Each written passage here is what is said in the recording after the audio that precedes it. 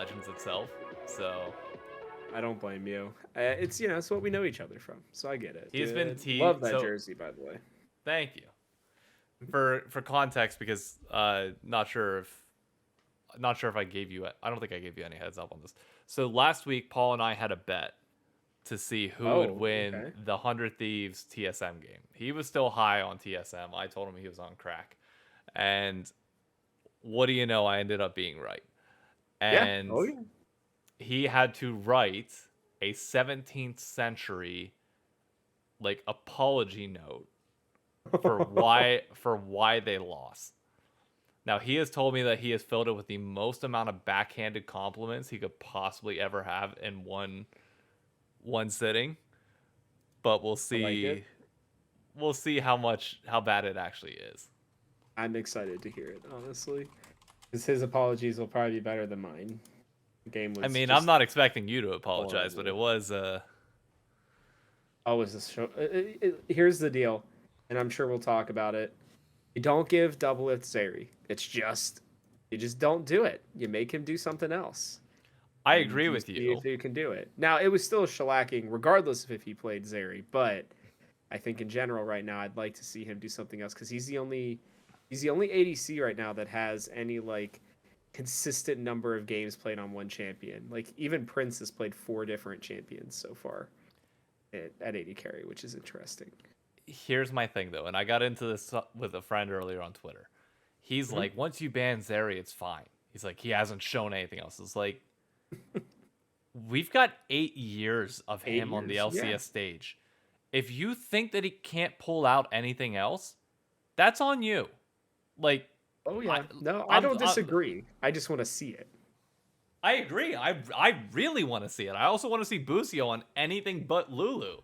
But I don't know when we're ever gonna get to that point. I think teams are going to start banning the Zeri after this. I mean, I just think it has.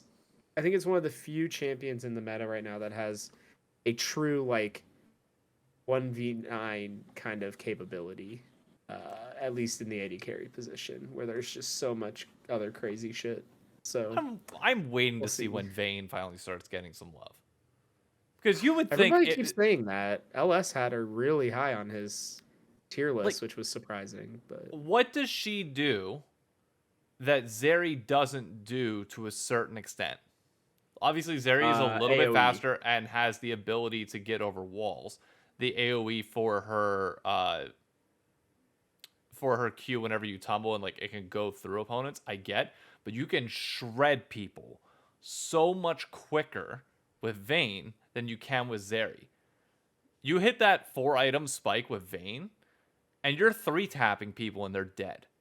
Oh, for sure. No, I don't disagree with you. I just think that um I don't know, like from what I remember with Vayne too, I haven't played her in ages, but like her laning's also somehow worse than Zeri's, especially early. Yeah. Um but I don't know. Teams are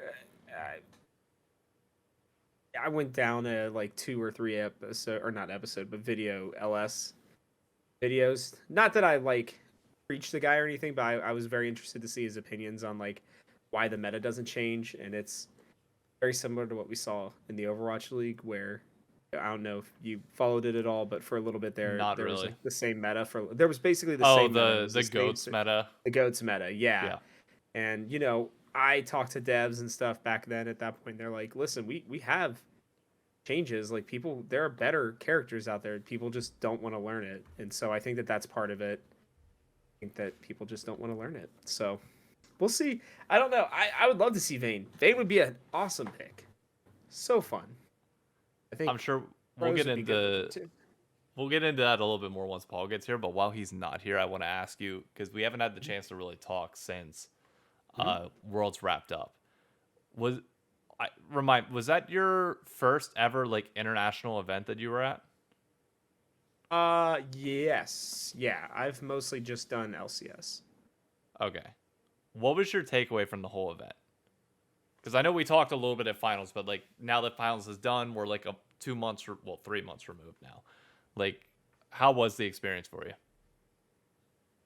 you? Um, New York was worse than I thought. Um, we didn't get very many interviews, and not just that, but we didn't have much interest after LCS players were gone. So that made it a little tough. But I mean, like they were generally fine. I mean, like I was able to get like Kobe and Captain Flowers and some stuff, and then just like I felt like the final ceremony was better. I think you and I talked about this, but it was better like in person, which was good. Yeah. And I don't know. I mean, I felt like it was fine. I think it could have been better, but I was I will say this. I actually it sounds terrible, but I actually prefer it at home. I don't know why, Oh, but I'm so the opposite. like not the finals itself, but like all the game days leading up to it and everything. Like I actually really like for some reason, maybe it's just because I'm like used to it now, but like I love getting up at like 3 in the morning, like half awake, like just fucking just watching some league to like get my day started, take like an hour nap afterwards, and get back to work. But I know not everybody has that luxury, so yeah, I don't know. It was really cool. I mean, I loved it. I think Riot. One thing I will say is that from years past, where Riot would like go all out and like make entire streets filled with league stuff, like when they were even putting it over the what is it called, like the sewer caps and Yeah, stuff like that that. I was wondering if they were gonna do something like that. You can't really pull that off in New York all that much, but I wasn't sure if they were gonna do something else. The billboards were Yeah, nice, but beyond that, yeah, there wasn't much. yeah. And I think like I didn't really love the venue for the finals. Like I thought it was good, but I don't know. Going to San Francisco again was kind of meh. Like I would have rather them gone to Atlanta from the start or something like that, to be honest. So I don't know. It was good. It was still good. I don't know. What about you? I mean, I get the more people from press I talk to, I kind of feel bad to a certain extent for feeling the way that I do on it, but I had the time of my life, and I That's don't good. know if anything will ever come close to that. Because it's like I Really? I completely understand why for all the press it was so important to get those interviews. It was your content, it was your way to monetize things, to do everything there. I was a kid in a candy store. I just had my phone, a tripod, and a mic and could go anywhere and do anything. And I was like, this is incredible. And I'm just sitting there. Well, granted, Travis was busting on my ass for the first, 4 days whenever we didn't win a single fucking game. But Is he really? beyond, I didn't see that. oh, every time I came back, because I don't know, you saw the American flag that I had for like the Oh first few yeah. days. Oh yeah. Every time I came back, he'd always look at me and be like, how's the NA experience treating you? I was like, shut up, Travis. I don't care. I don't want to hear it. Every time, every loss, 9 losses in a row, he would just keep saying it because it just became a meme at that point. And I was like, ah. But even then, it was Yeah. like, it was, I couldn't ask for much more. I know people were upset with the way like the interviews worked at MSG because there wasn't much space. Completely get that. But I just went into it as a fan first and tried to hmm do it from that service. And for that, it was unbelievable. I will tell you, we weren't anticipating. I mean, to be honest with you, interviews don't make money, like unless if you get some like insane one. Um, so we weren't really going into it with that expectation. For us, it was just go and enjoy the experience, which I did. But I think I've also been spoiled because of all the LCS like finals that I've been to. Because I will tell you this much: make sure I'm sure you're gonna go to one probably this year.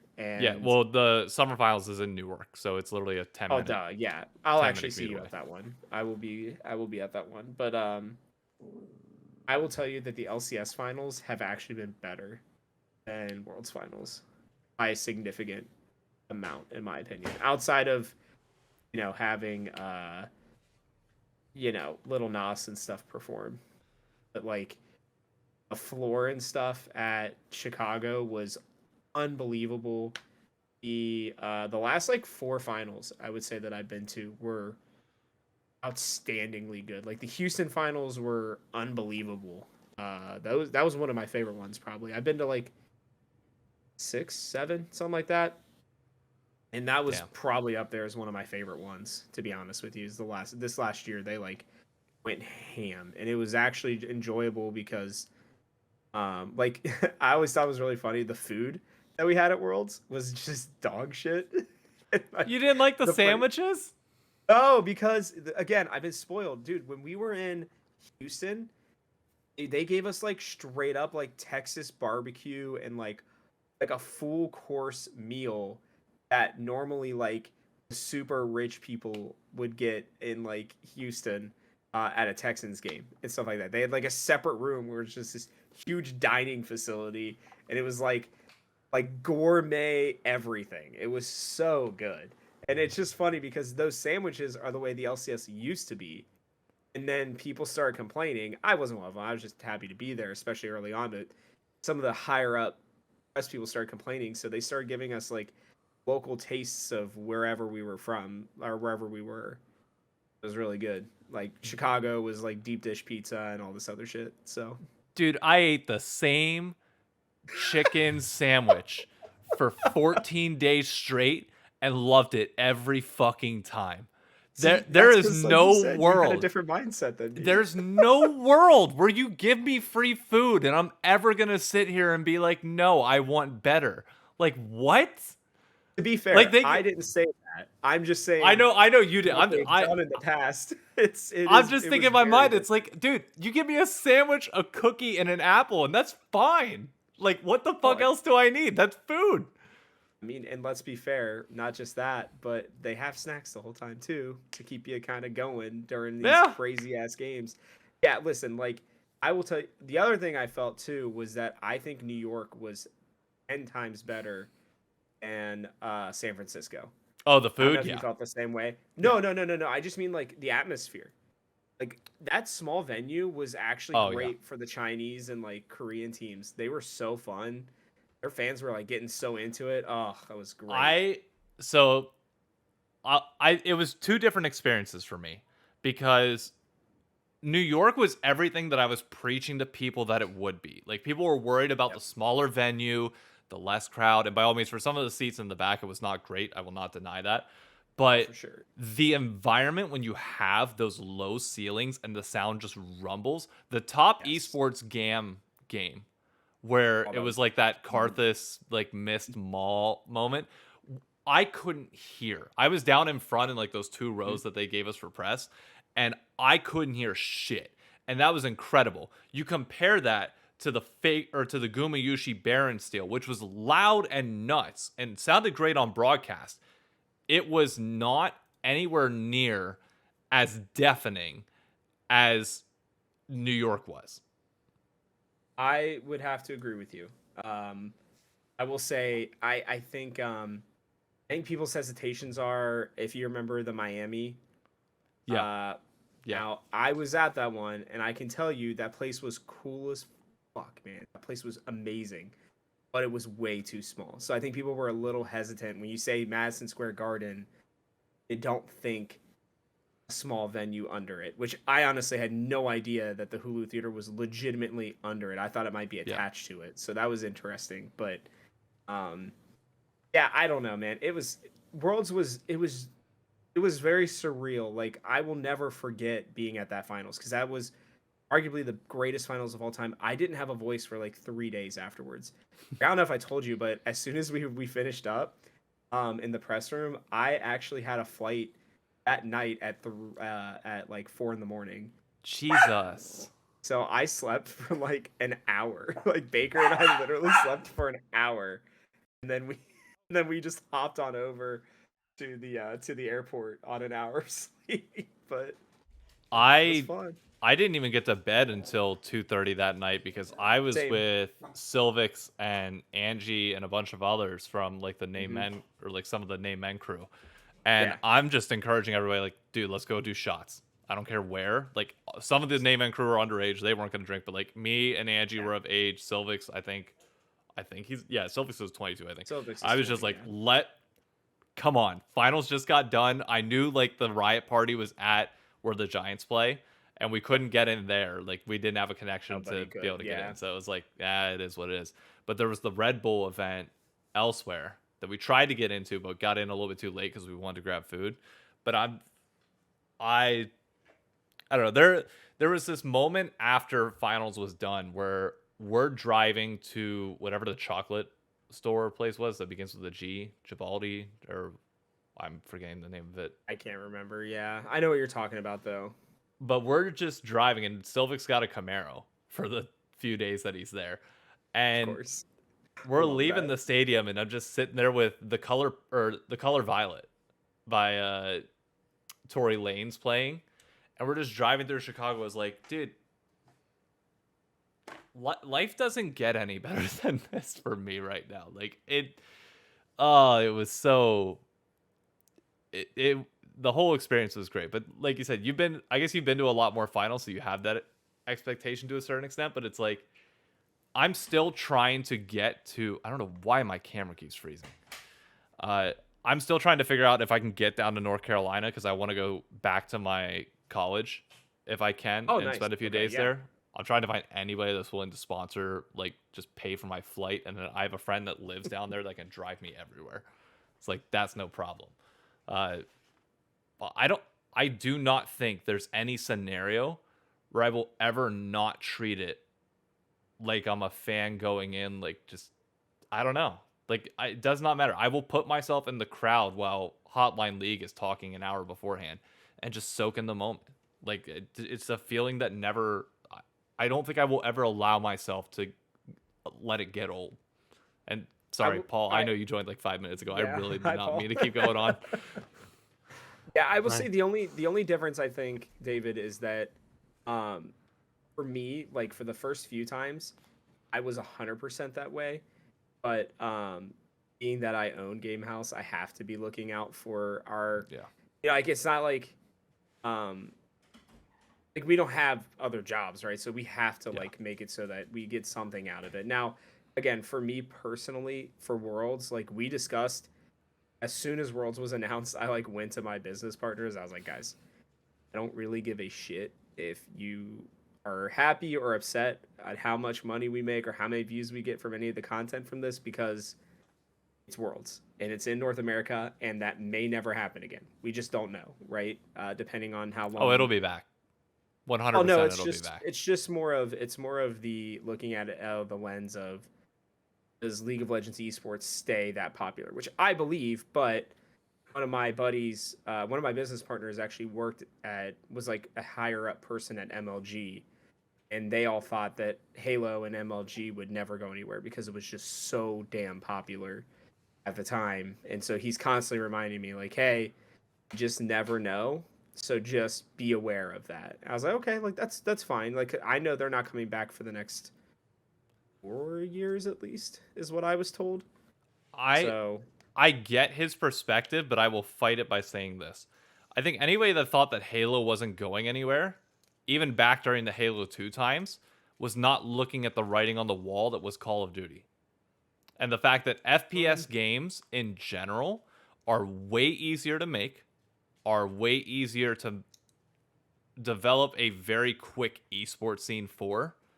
And the difference between Halo and League of Legends right now is that there is no replacement for League of Legends. There is nobody even in the pipeline that is going to come up with a product that provides a alternative to it, because even the stats provided by Riot, there's no crossover between Valorant and League of Legends either. It's like 4%. So yeah, like no, I nobody's want you pulled to from be that. clear. I have said that to him, but I try to still play what's worst case scenario. Yeah. So that was where my mindset was because like I don't think I'm going to Korea for Worlds this year. Like that's just No, I'm not. probably not going to happen to be honest with you. Paul could But go. like maybe. I'm literally locked by Uncle Sam You're not going to through be done by. Worlds. Wait, I thought you were No, going to be done by then. no. Never mind.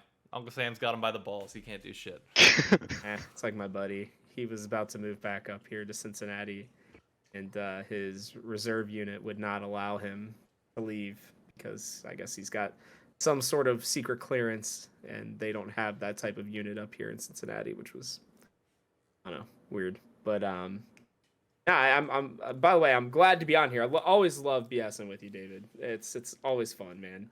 I made a lot of good friends at Worlds, and I must say you're at the top of the list on that. Every time that we talked, it's just been It's a lot. it goes on. It never ends. So Paul, Oh, I dude, that's because apologize if we're we just end having on. a great time, man. I just always feel bad because every time I bring on a guest that like I'm decently close with, I know I've never introduced Paul to, it ends up every time it's like 10, 15 minutes of storytelling, and then I find a way to bring Paul in. So Paul, this is Robert with the Game House. Uh, Well, this is Oh, Paul, Paul. the TSM fan that owes us an apology, but we'll get to that. Hey, don't worry, Paul. I'm also a TSM fan, so. I know. I've read Oh, good, your good, bio good. and I've Then seen your stuff.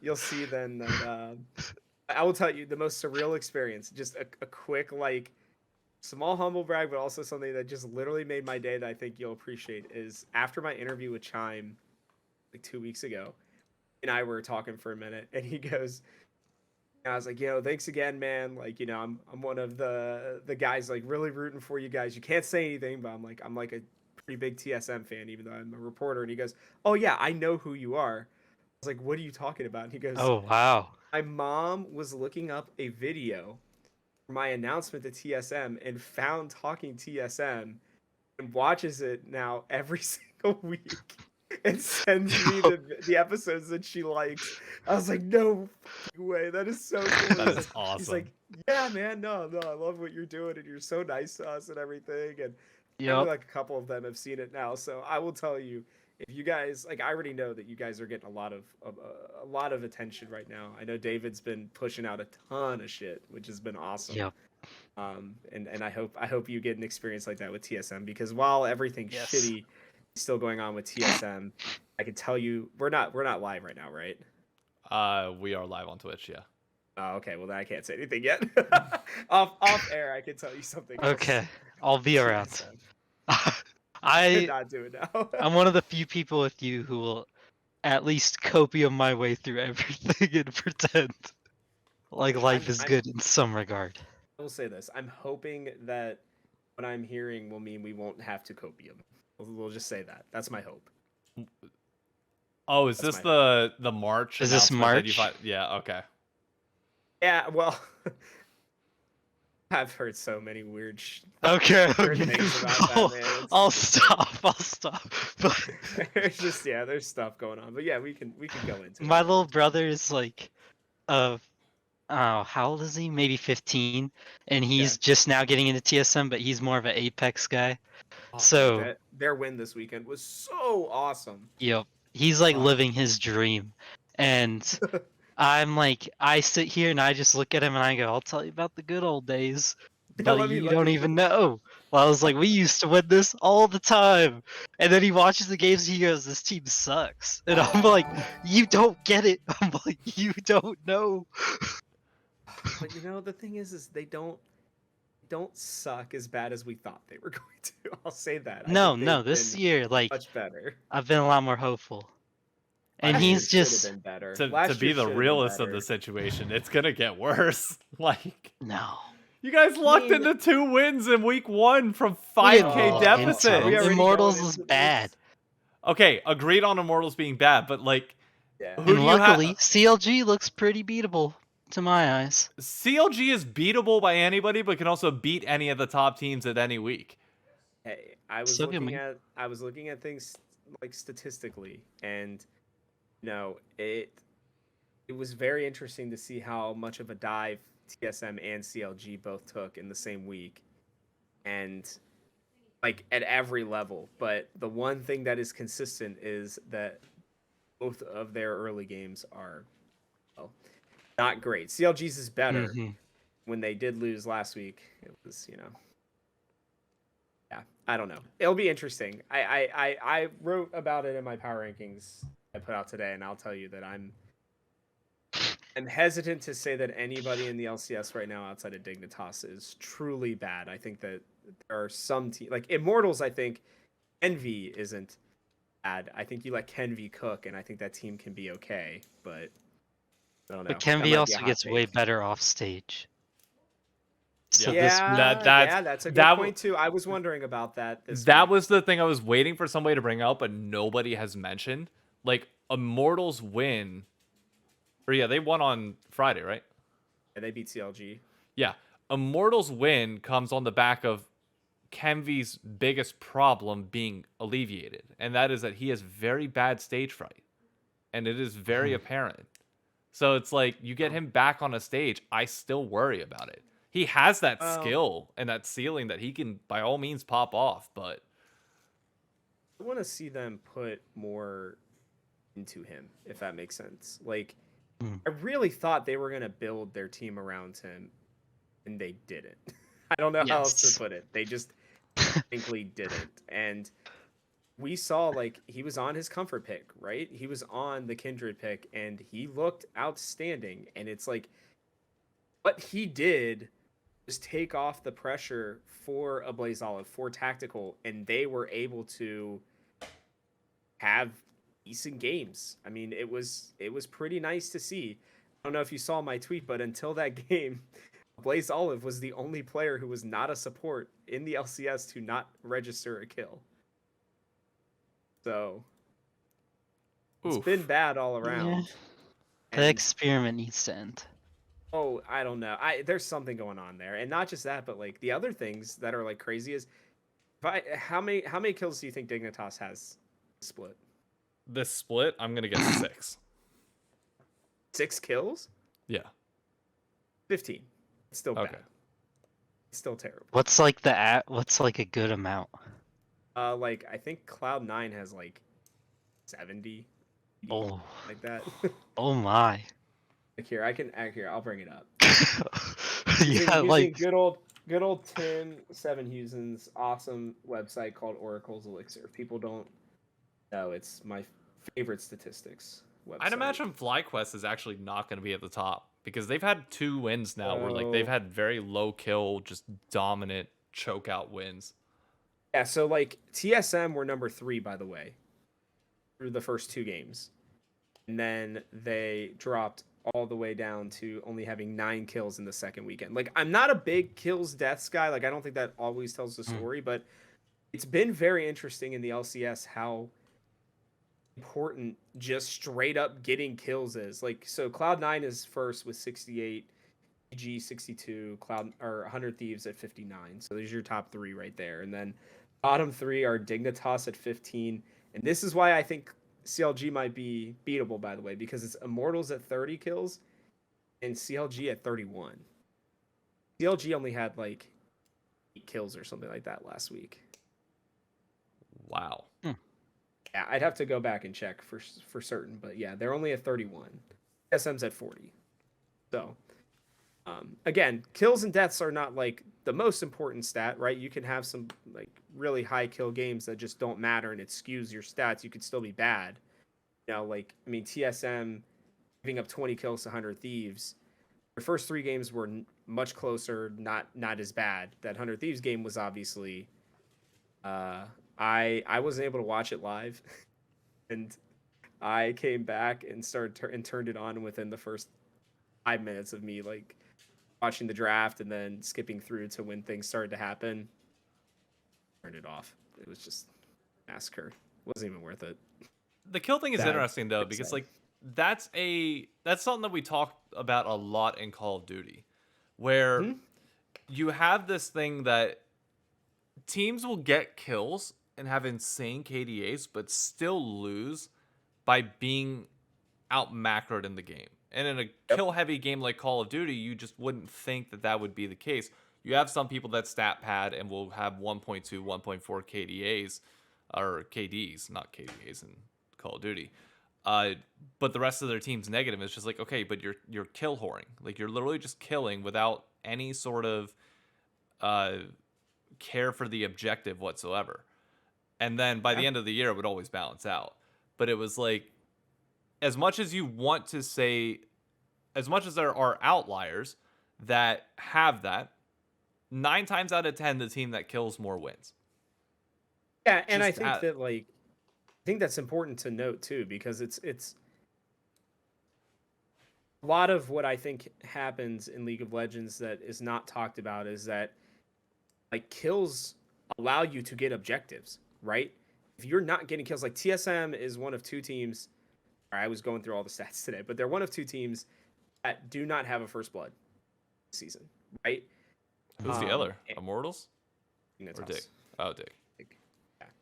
And so when you think about it, right, like not having that has also turned into them having the least amount of plates taken per game so far. I think have gotten maybe one Drake or Drake or something like that, and I think they're the only team or one of the only teams to not have 3 towers down first. Right? And it's like setting that pace. It's not that you have to get a first blood every game or anything like that, but getting that initial kill allows you to kind of get into the pace of the game. And even if it's a trade of kills or something like that, right? Or being close.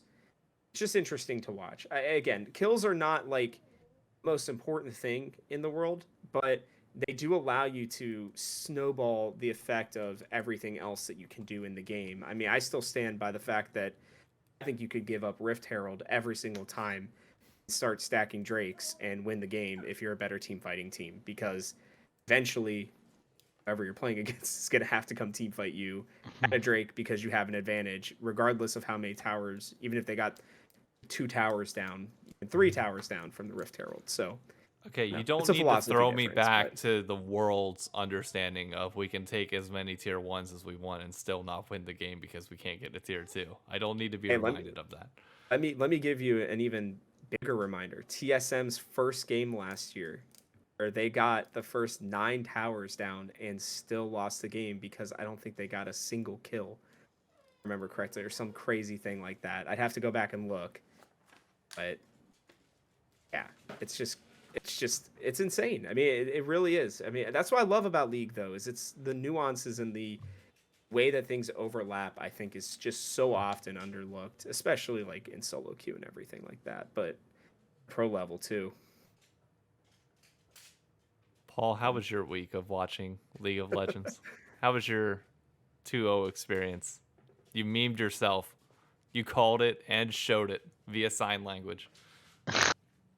I mean, I wasn't able to watch the 100 Thieves game either live because I had to go into work.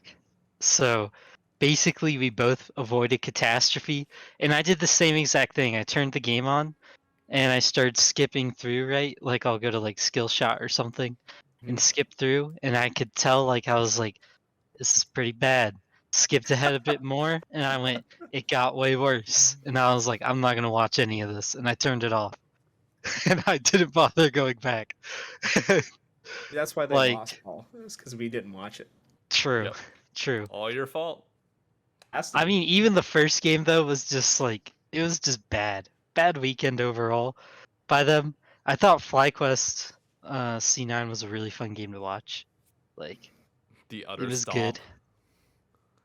Yeah, but it was still like I don't know, it was interesting to see how Flyquest works and how good they really are, and I think it's like safe to say they're not having any problems and they're probably gonna be the best. But And I they're mean still who missing knows? their No, starting support. Yep. I Let's was not forget actually, that. I was convinced out of assuming that they're automatically the best team yesterday. It was the Who? dive no I haven't pointed it listened out. yet. It basically they pulled up the wins that FlyQuest has and the opponents that they have it over, and it's realistically the opponents that you should expect them to get, barring C9. C9 was like the first real test, and by all means they did blow them out of the water. But besides that, TL looked very shaky on week 1. So just, you can kind of not necessarily write that off, but it doesn't hold the same amount of weight that it would have otherwise. Then they beat Dignitas, who's now 0-4 and looks bad. And then they beat True. Golden Guardians, who's 0-4 and looked bad. So now they go into their first real week against yeah. EG and 100 Thieves, who both look pretty good after their starts against the same respective opponents. 100 Thieves have smashed the bad opponents just as much as Flyquest did. That's not saying that they're going to match up evenly, but it is saying that, like, if you were going to give Flyquest credit for smashing the bad opponents, you also have to give that same respect to 100 Thieves. They've done it in similar ways. Other than Flyquest beat the good opponent. Yeah, I mean, yeah, but That part to me is like the difference going into the game why I would take Flyquest. Do they get Ayla back this week? I do not believe so. I think know. he I don't. still I has haven't one heard more that he's week. back Even yet. without him, to be honest, I feel like Flyquest does though match up really well for what 100 Thieves wants to do, because they're such a scale team. Like giving Flyquest the time to just do what they want to do is kind of a good thing, I think, for them. But I'm interested to see how they both match up, because it could end up being a really boring game. Like by boring, I mean like the first 20 minutes is just two teams not willing to take any risk and seeing what's going to happen. I I think mean, the like what we opposite. saw on Team Liquid last year with Bjergsen. I mean, that's Yeah. what Bjergsen and Doublelift do. They I love to just wait. If they don't get an early advantage in the first 5 minutes, Now they're the just gonna game can wait. always be like different. I understand that, but like I feel like it just spells that kind of game if the two teams keep doing what they've been doing, essentially. I think if you look at just Bjergsen and Doublelift, sure you're gonna come away with that opinion. However, if you look at Closer and Tenacity as two people who have consistently been getting in early and mid game fights, I think it provides Yeah. a lot more speed to the game. When it comes to that specific matchup, I think it's going to be all on Tenacity to hold his own and just make sure that he does not lose to Impact. You don't want to give away the game like you did for C9. And then if they can do that, then this is all on Doublelift. And this is your time to say, okay, are you truly back? If you're truly back and you're talking all this shit, saying that Yeon is the only one that you truly think is actually good in the LCS, you're going to win this game. I will say I do have Flyquest in my predictions going 1-1 this week, but it is the Evil Geniuses. I do agree with Paul here. I think 100 Thieves is good. I think that they have shown that they are good. But I really wonder what's going to happen in a game like, let's say, where Spica decides that he's going to play through Impact and not worry about the rest of it. And he's just going to pub stomp Nasty into the ground, right? Like, how does he respond to that? How does the team respond to that, right? And I think that one of the things that we've seen with Doublelift, teams in the past, especially with TSM, right, is the propensity to play through him, give him as many resources as possible, right? Like, let's look at the win over TSM. I actually think while Doublelift had the best scoring game, which I went back and actually watched the full game, by the way.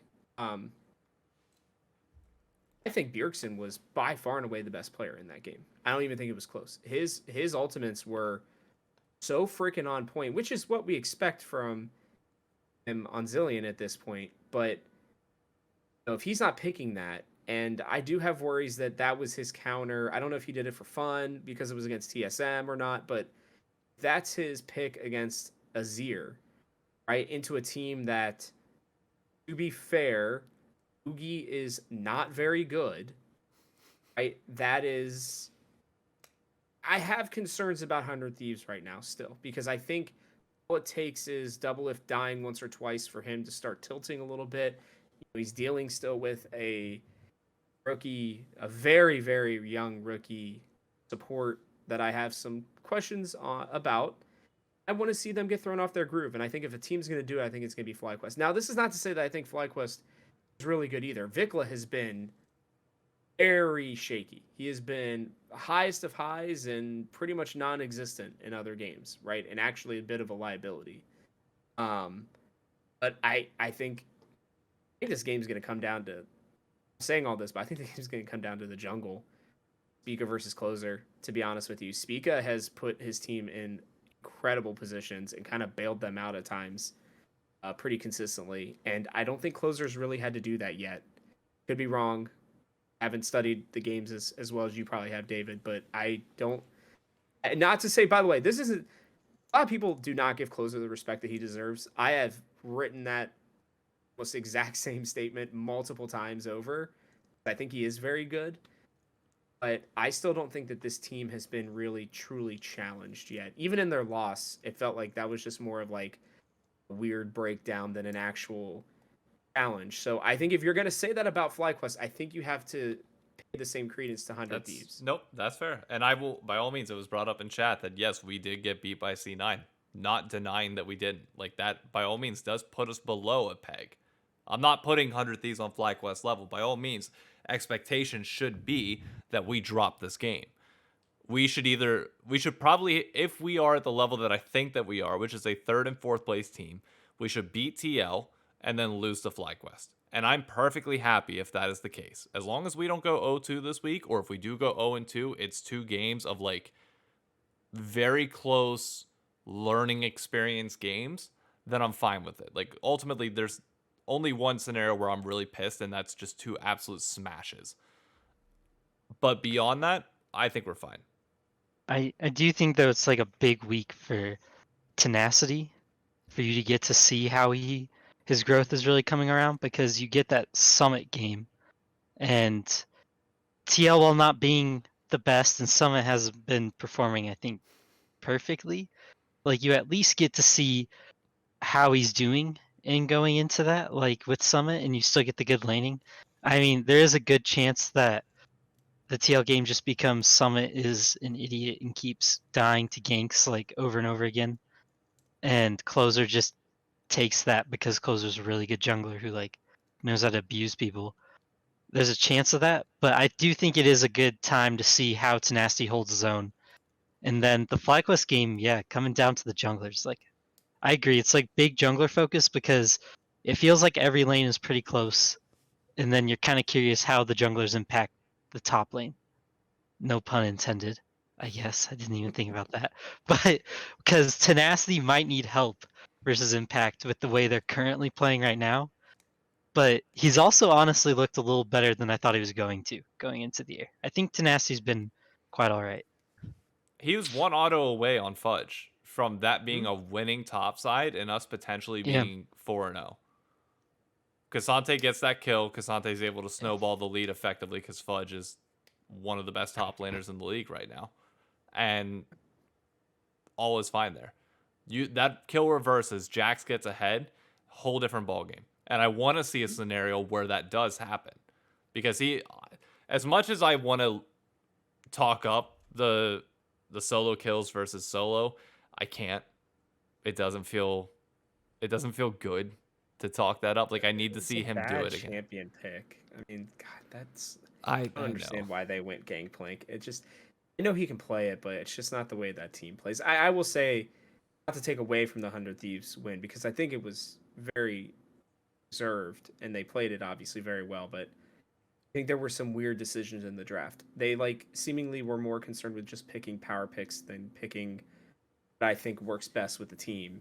I'm talking about TSM, which is what they did in week 1, which I think is even maybe contradicting your point about TSM's wins. They played to what their strengths were, whereas in week 2 they absolutely did not. They did pretty much the exact opposite. Is they tried to play like tech the president with Neo in that first game, which was it's not that Neo's not good enough. I think Neo's pretty strong, but early on, I just think that's bad. And so when I'm looking at the 100 Thieves game, sure, they got Maokai, great. They took the Azir from Bjergsen, also great. But like those aren't the kinds of picks that actually I think drastically change 100 Thieves. You're looking at it. We're on 13-2 for this Sunday, correct?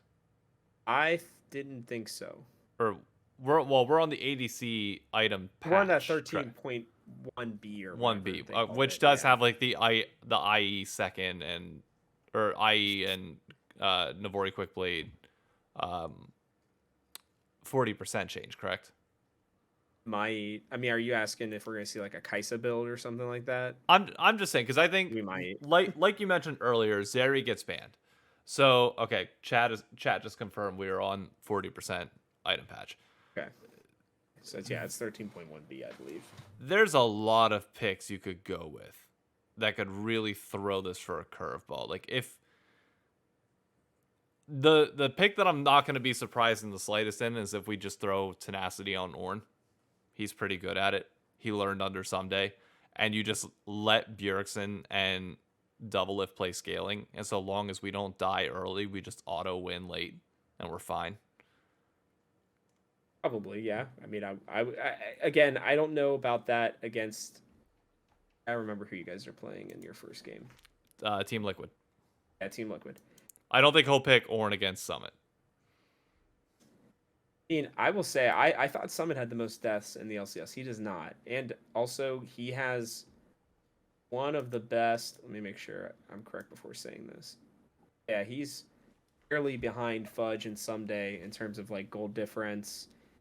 He's first in XP difference, and he's first in CSD at 10. So he's dying a lot to ganks and stuff, but he is truly like if he was truly left on an island like most top laners want, he is an issue still. So I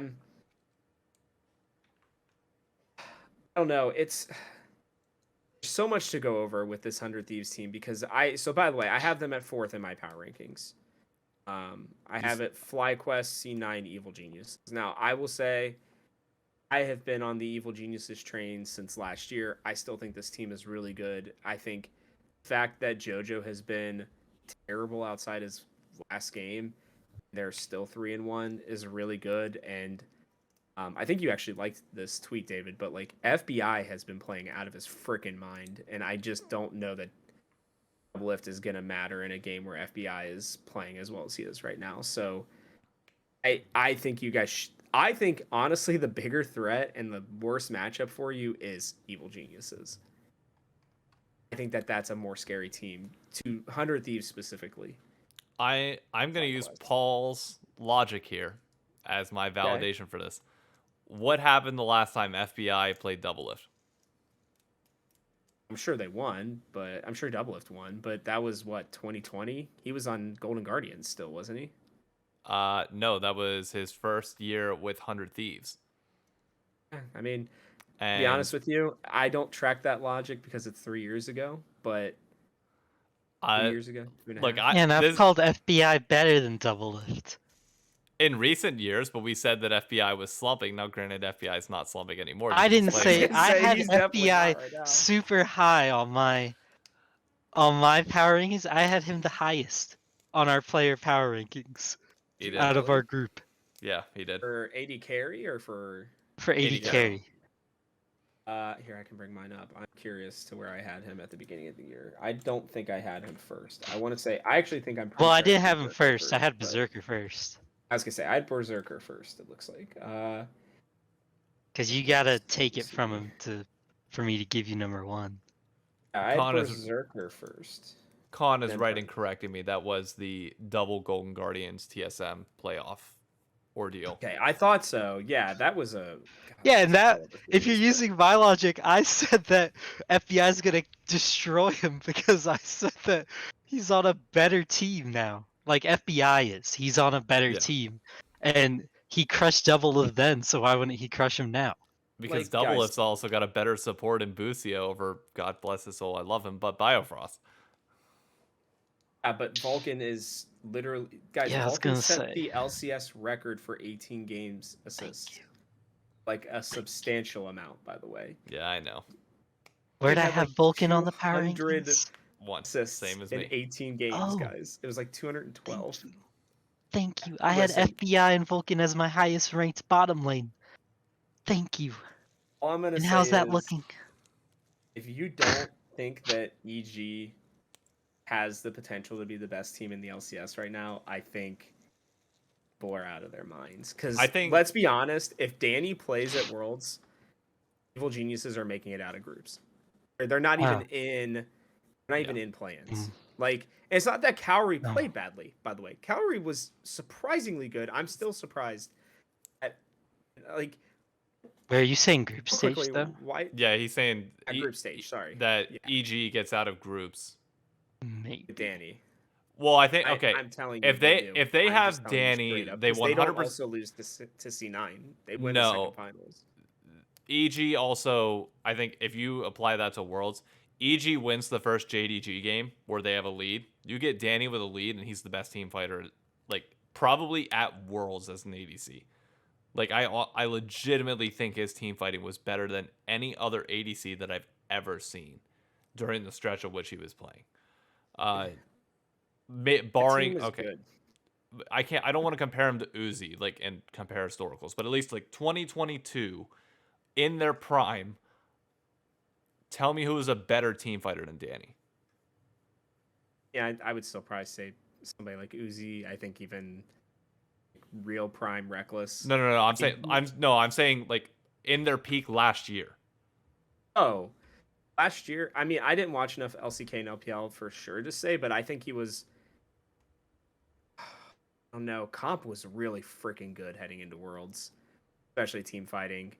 I actually think Comp was the best Western ADC heading into Worlds, but I think you could probably put Danny like right there, to be honest. Okay, I'll gladly accept the argument for top 3 take. Like him, Gumayushi wasn't the best team fighter in my opinion. Like his laning and mid game were great, but like his Well, late game positioning, eh. if EG wins NA though and goes to Worlds in C9 spot, they they're in the T1 EDG Fnatic group. Yeah, no, that's why No, I'm trying not to think like about that portion of it. I'm just trying to put him with let's with be honest. JDG. I think EG I don't. 2-0's Fnatic in that group.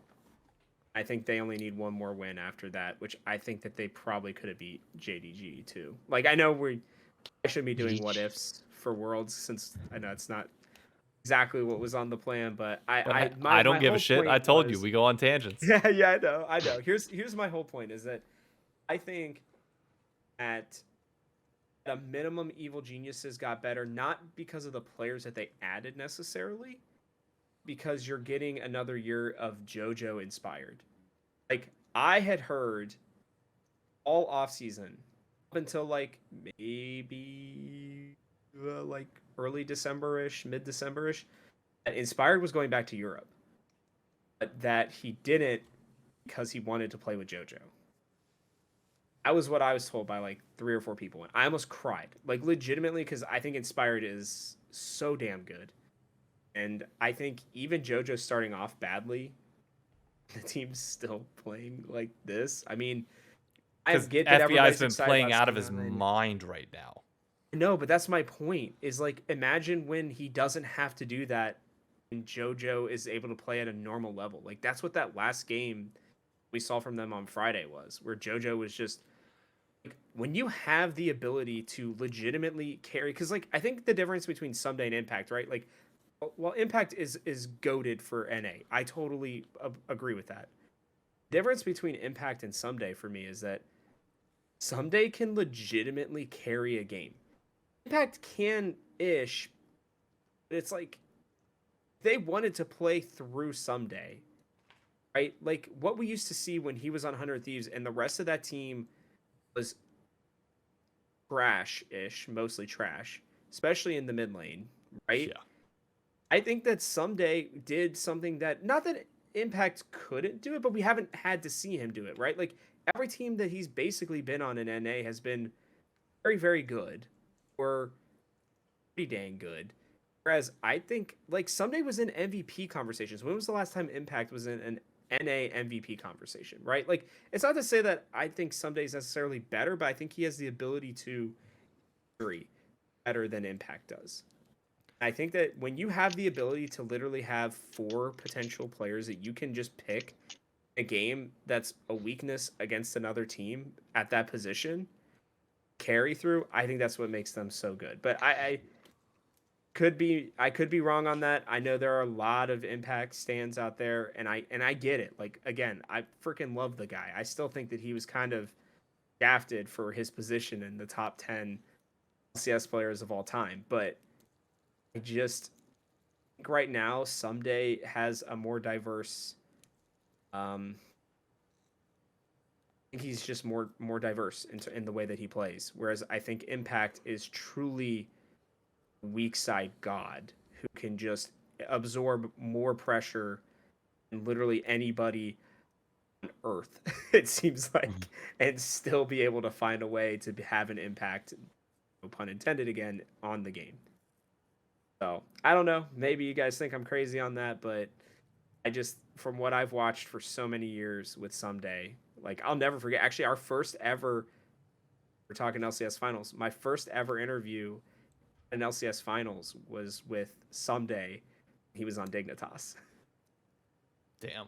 Boston. Way It was back. cool. Way back. So yeah, I'm just saying, like, I think that I think peak Evil Geniuses is much better than peak Cloud9 or 100 Thieves right now. I don't know about Flyquest yet. It really just depends on how Prince and Ayla end up playing together. But I know you like your 100 Thieves, my guy, but I don't think that peak Double Lift at 30 years old can keep up with what Evil Geniuses have going on. But Look, he's defying his age right now. I'll say that. Paul can vet me on this. I've been saying that our peak years are going to be 2025. If we can steal an LCS title in the next 2 years with Bjergsen and Doublelift, then I'm happy as can be. But Erickson will still be on that team. True. My sole Maybe. goal is to make sure that when that time comes, whether it's Tenacity or Sniper, and Busio are in their prime or starting to enter their prime era, we have pieces around them that will help them win. And I think Doubleless mentality right now feeds into that well. Now, whether that is Doublelift long term or not, I mean, even as the 100 Thieves fan and as a fan of Doublelift outside of the co-streaming and content debacle bullshit, I still don't think that he's the guy for it. I mean, I'll be happy to be proven wrong. I'd love for Doublelift to come out and smash this split, turn out to be the best ADC, like put Prince on his ass this week and put Yeon on his ass as well, and then come out and smash EG. Sure. Am I expecting that? No. I'm going to talk like it, but I'm not expecting it. So I talk a big game, but ultimately as long as Busio and Tenacity's development is stable and continuous. Tenacity's not even going to be playing if you have Sniper. That's the other thing that makes me I am right now. trying not to mention that as much as I've historically mentioned it, because I don't want to do like I'm getting a little buggy before the horse moment. But Paul can attest. I've been talking about this since April of last year? Yeah. Give or take. I mean, I don't know. We'll see what happens to 100 Thieves. I do agree with most of the EG stuff. Like, I think that they're really good. I still need to see FBI on a main stage, though. Like, be that MSI guy or a Worlds. No, like at finals. He still shows some jitters at finals type events at times that it can be really difficult. Now, a big thing we've talked about when we were talking about in the off season was how if which EG has a lot of confident players who are very well, like I'd say, adapted to being calm. So if they can keep toning him down and showing him confidence, especially JoJo, even though he's young, you can still be a leader to some people and mentor them in that way. Like, he needs that. If he finds that, he's going to be like an absolute demon. Like, it's going to be a problem because he already has the hands to like go off. Just at a lot of major events, I don't know, he's kind of like not played up to the level I expect sometimes. Well, I think. I think my only argument to that, and again, I'm not an FBI apologist or anything, by the way, to be very, very clear, but I'm gonna go quickly, and I'm gonna read you the mid laners that FBI has played with. That's Let very me find good these real quick because I know the last two. Yeah, I mean, obviously you have Abadage, which he was better than I think people were giving him credit for. He wasn't great, but yeah, he was still potentially the best one, right? So tell me my boy's name. Come on. I know what's coming next. We had Abadage I for have Ryoma 2022. somewhere. Ryoma. I know Ryoma's there, right? Yeah, let me see. Demonte. Yeah. Demonte, Ryoma, and then who did he have on Golden Guardians? Here, who was this? That's something. I thought it was Demonte on Golden Guardians. Yeah, it was Demonte and on Ryoma. Golden Guardians. Is it again? Yeah, that's right. So like this man has had Yeah, budget mid laners basically his entire career, and then he goes that's to true. arguably now. I think Bjergsen will always. It's probably mostly statistically, but also culturally, will be the most important mid laner to ever play in the LCS. But there is no doubt in my mind already that JoJo is setting himself up to be the greatest North American mid laner Oh yeah. ever. Oh yeah. I don't really Mhm. think there's anything close. And not just that, but like this dude is playing at such a high level at the youngest age you can basically be in the LCS, right? Like I just think the difference is FBI doesn't have to freaking feel the whole pressure of the entire Yep. team on him. That's what I was saying about 4 carries. Like if FBI is struggling with a meta, then you go, all right, JoJo inspired or someday. Are we looking at your lane or in your position, right? Yep. Even shit. Let's say that like for some reasons, like kind of like similar what we're seeing right now, where like you can have Vulcan step in and play the most annoying Ash. I hate that champion right now in support, but like in Ash or I don't know, some other random bullshit that you can put, down there and just like kind of coast FBI through. Like, yeah, FBI has his flaws for sure, but I'm not worried about him up there on the big stage. I've seen him after these games on stage. Like, he's not really the problem. If you go back and watch a lot of those finals losses or playoff losses, it's not really FBI.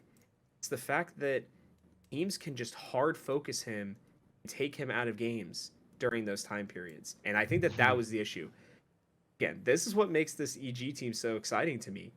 Who Yep. the hell do you stop? Who do you try to focus ban? You don't. You just don't. That's You my just thing buy though. Koreans the Flyquest way. Maybe. Like the way to beat them is not by banning them out, it's just by going head to head with them. You have to elevate Hoping that you can yourself. win. Yeah, you have to elevate yourself to the moment and be able to put yourself on that same pedestal. Like if we're saying that every player on EG can step up in the moment and is going to play at least decently well under the spotlight, you need a team that can do so as well. Let me ask you this. Who would you rather have playing against EG in the finals in front of a crowd of that size? Flyquest or 100 Thieves? For tickets? No. Just like sitting across from them, just going to beat them, ignoring tickets, ignoring everything else. Like who has the mental edge, who has Flyquest. the hands. Flyquest. Flyquest. I think that you are vastly Don't do it. underestimating how important Vince and Vikla may end up being to this region. I think I you're think that- underestimating how important playing in front of a crowd is. Don't I do by it. no means I am not. They just played in the LCK and won. Dude, they play in front of people more than our players do by like a It's substantial it amount is more people. it is a different crowd and different atmosphere, and we both know that. We know that very very damn well. The pressure is a lot more in the LCK. There are certain players that I will never ever bet against when they're on a stage in front of people because they step up to those moments. It's the same thing in sports. I don't care if Tiger is down by 5 going into Sunday. I will take Tiger every time because the clutch factor is just there. And it's not something that you can put numbers on other than titles. It's not something that you can tangibly sit here and be like, look, this is it. Doublelift and Bjergsen in front of a crowd, almost when they're together, never lose. Separate, they still barely lose. Bjergsen lost once to Doublelift. It is one of those intangibles that you can't. I can't. I'm gonna sound crazy saying it. I get it, but it's a thing. The crowd buff, the clutch they get factor there? of being in there. That's the question: is will they get there? I'm not even worried about that. I mean, I think to your argument, if 100 Thieves are on the stage, though, right? As great as Doublelift Bjergsen could be, I think you are forgetting very crucial parts that they cannot control. Rookie in Tenacity, a rookie in Busio, and talking about clutch factor, somebody who hasn't necessarily had it in recent years in closer. Multiple times. That I will agree on that. That's the one counterpart that I'll say. And it's not that, and by the way, right? Like Spica hasn't gotten there more than once, right? And he did it with both Bjergsen and Doublelift, to your point, right? Well, he didn't even then he still didn't. The title that he won was not in front of a crowd. It was COVID. That too, right? And then I think realistically the only players that I would have confidence on in that state, or have confidence in that on that stage, would be Prince and Impact. I think Prince has been kind of trained up for this moment again. I do. Please do not underestimate how much more stress there is to play in the LCK than there is in the LCS. I mean, it's regardless of how big the crowd is, the crowd's expectations in the fandom in the LCK is just different. I mean, we saw it at Worlds. We talked about this, right? Like, they're chanting and shit. Our fans just get excited when there are basic plays that are made, right? We're not like, we're not looking at like, oh, look at this intricate thing that they did. It's, oh, look at the big kill or the big steal that they got, right? Or the big outplay. LCK fans just watch it in a very different way than we do. And I think that Vikla and Prince, while they don't obviously and they don't have the same experience that Doublelift and Bjergsen do, I'm just saying that I'm not worried about them being shaky in that experience. Now, biggest question for Flyquest is, who the hell is their support in this situation, right? Like, I really think it's going to be interesting to see what Ayla is, by the way. Like, he comes in, is he going to be like looking like the second coming of Core JJ like he was in Spring Split? Not really the second coming, but being able to fill in for him pretty being nicely, on that level, honestly. Yeah. And again, like, Spica handle pressure right now without having the veterans that he had around him the last time he was there. So in that scenario, I think there's a lot of nerves that are being worked around.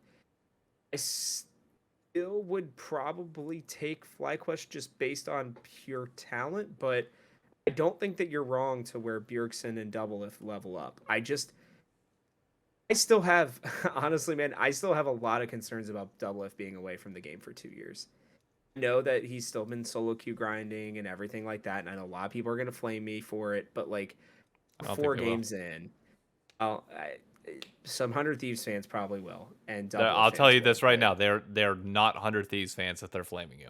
Because every 100 Thieves fan that I've seen has been fairly reasonable on we're not expecting a lot from Doublelift. It is the Doublelift stands that mask as 100 Thieves fans that Paul warned me about, that I've slowly been seeing more of come out of the woodworks. They're there, man. The amount of ebbs and flows that TSM subreddit has when he is either on the team or not on the team, or loving the team or hating the team, is very substantial. But so, to your point, I think you're absolutely right, David. Like, if it really only comes down to that factor, I think you do have to take 100 Thieves. But I just don't think that's. I just don't know if that's enough anymore. But I would love to be wrong. I would. Like, it's the two of them, and my gosh, the EG has as many clutch players as 100 Thieves, though.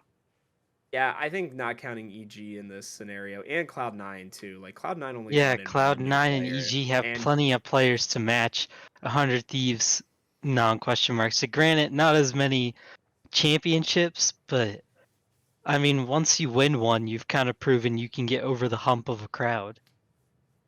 Like, in some regard. I think the best part is... Look, I intentionally did not include Cloud9 on that list for a reason. Here, let's all at least agree on this. We have 4, maybe 5 legitimately good teams this year. Like, I think the LCS is yet again, like, listen, World's performance aside, I actually still think the LCS was really good last year. I just think that for some reason the teams just absolutely, like, their inability to adapt was shocking to me, if I'm being honest with you, more than it was their actual playing of the game. Well, that's what happens when you 1v1 Darshan. I guess so.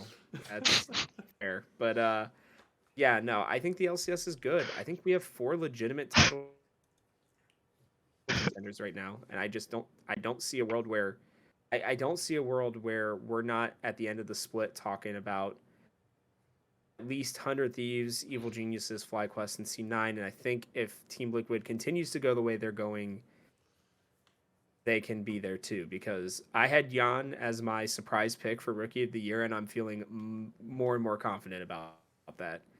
He looks like he is legitimately very good. And I'm sure Core JJ has a lot to do with that. But I don't know.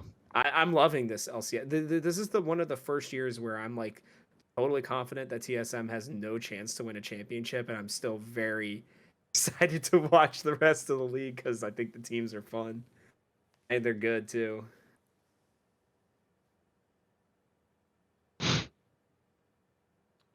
Paul, I know I haven't given you much room to breathe tonight, but anything you want to get off your chest?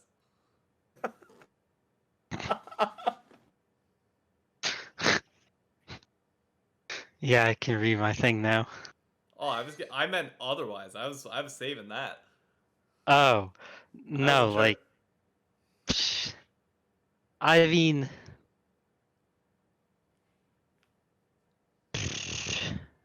I don't really have issues with like. I guess I don't value EG as highly as everyone, I would say, but I did like have them ranked really high in my thing. I can't remember where I had them. I think you had Where him is it in second. here? Was it second or third? I think it's in topics. That's yours. I don't know where mine are. I have them somewhere in this world. But I do think EG is like stupid good, and I was calling them like that good early on. It's just my only fear for EG is as the season goes on. I feel like once FlyQuest, like, because FlyQuest has kind of surprised me with the fact that the rest of their players are filling out a lot more than I thought they would, like around Vikla. Vikla was kind of the only guy I was too worried about, and it seems like the rest of them can pick up the slack a lot more than I thought, to be honest. Like I was kind of like, we'll see, but they're doing it. And then also I've been kind of surprised in Cloud9. Like Diplex is holding his own. I know people don't love him and they keep talking, or they might not love him and they talk a lot about his replacement, but I mean, hey, you can't really complain if you're 3-1 and you're not like a terrible 3-1. You look good. Do they have like games that will prove more to us to maybe see if Diplex is the real deal? Yes. And I'd like to see how he kind of builds. But they're kind of the team that I've been like watching pretty hard on their games because they seem to be the most interesting. Like, because you have a lot of dynamic players there that I think other teams can't exactly do. Like, someday I wouldn't say he's as good a laner as Fudge, Yeah. or I don't watch someday and I think like he can do it all the way Fudge. And I think honestly, I know we've talked about it, but him and Impact, I kind of value Impact a little higher than Fudge only because Impact seems like a rock that stabilizes at certain times. So I am like kind of worried about someday as EG goes on. Granted, they can cover him up pretty easily. They have so much talent, it really don't matter. But the rest of the teams do have to kind of prove with their mid laner for C9. And then when you look at FlyQuest, you're kind of wondering the same thing. Can these mid laners hold up to JoJo? And since JoJo is playing so bad right now, if he continues to slump, maybe yeah, they can hold up to him and they can keep pushing EG back. But I think the second JoJo turns it on, it's kind of same old, or what it looks like NA is going to be for the next 5 to 6 years, which is just EG curb stomping. By the way, EG plays C9 on Friday. Yeah, yeah, There are a lot of good games this weekend. Like, yeah. a lot. Because don't you have EG 100 Thieves too? I thought. No. So Friday, the top two games are Flyquest EG, and then TL 100 Oh, Thieves, and then or sorry, that's Thursday. Friday, we have 100 Thieves Flyquest. We have EGC9. Yeah, those are the two big games there. I mean, you Yeah. have some other smaller games as well, but those are the. I guess that'll answer my question then. If you have EGC9 and EG Flyquest, right? That's what you said? Yep. Then that'll answer my question. Is JoJo going to start punishing these guys? Because it seems like he should be, and I would expect him to. But if he never does, I'm going to start worrying a little bit on EG. In Because, his game against Dignitas, while it was, yes, against a very bad Dignitas team, yeah. 4-10 is not a scoreline for a bad player, even against a bad team. Yeah. Yeah. Oh, I get your point. I will say I just am not. I'm actually more worried about Diplex just because I think his Mhm. style is just very determined by the meta right now, right? Like he's he's the only mid laner that I can see right now that hasn't played a traditional control age of any type. Like 2 Akali games, a Sylas and an Ari. You know, Ari's a little bit more assassin-y now. So True. I think your points are very valid. The only one I just really do worry about is the Diplex one. Yep. I He's feel like if kind they of go my into a thing. very strong control mage, that he is going to be in a lot of trouble. Yeah, and that's It's why okay. you could end up seeing Emans. Like, you could. Because if he can't adapt, like, Cloud9's no stranger to just benching a dude and moving on. They don't really waste time. Like, they will get rid of you if they have to win. And I don't blame them. Everybody should be like that. But it's like, that's really what I'm watching, and I'm like trying to see with the league because I feel like that'll really flesh it out to at least tell us like, is this a 4 or 5 team race, or is this just some like, there's really 2 teams, but there's 5 teams we're hoping are good, but in reality there's 2 teams that we're Yeah. actually expecting to keep stomping. We'll And then know at the this end of the weekend. day, like, you'll always have 100 thieves around, even though we've done a lot of like try to take David off his high horse. Like, there's still that sense of like, DL and Bjerg are DL and Bjerg. Like, they're always gonna be those guys, and until somebody proves them wrong, like, they're them. So they've been proven wrong lately, or at least one hasn't been playing and the other one's been losing. So, like, now is the kind of the time where the 2 old heads came together to see if they still got it, and if they don't, it's gonna be one of those you're gonna have to hang it up type things. And if they do, like, it could just be like, okay, I'm getting sick of this. This is like Tom Brady, LeBron type stuff. Like, can you just go away? Like, at this point, because you I ain't mean, doing it for me anymore, so you might as well leave me alone. it's exactly what we want though, because it's proof that this is the benchmark. If you truly want to usher in the new generation, you have to force out the old generation. Not just by them not finding teams or them choosing to retire when they're on top. Like, force them out. Beat them in the scenarios where they would normally win. Doublelift has not lost a summer split in how long?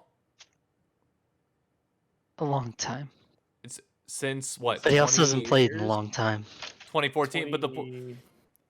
Was it all the way since 2014? My God.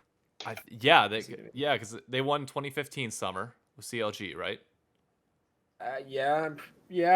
Wait, And then because he didn't play. SM was 2017. I remember that. yeah, he It was won 2016, 2018. won He won 2016 16, summer with 17. TSM, 16, 17 with TSM, Yeah, 2018, 2019 with TL, 2020 with TSM. He has not yeah. lost a summer split, and God knows how long. So even if To he get to loses the in summer spring, split, though.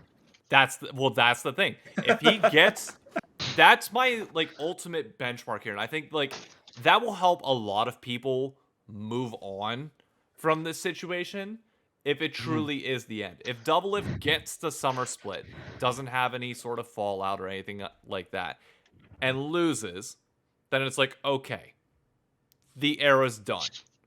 But A there is great a argument. world, yeah, there is a world where Busio and Tenacity level up throughout the year, as they're expected to do. Come summer, they finally get into the form that we're expecting them to be at least partially of as they begin to enter their prime periods.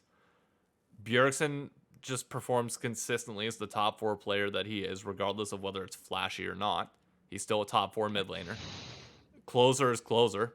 He's got the clutch factor more so than any other jungler in the league by a wide margin. If you need somebody that to go make a play on a command, Closer's the guy that just forget everything else. He's just gonna fuck it and go do it.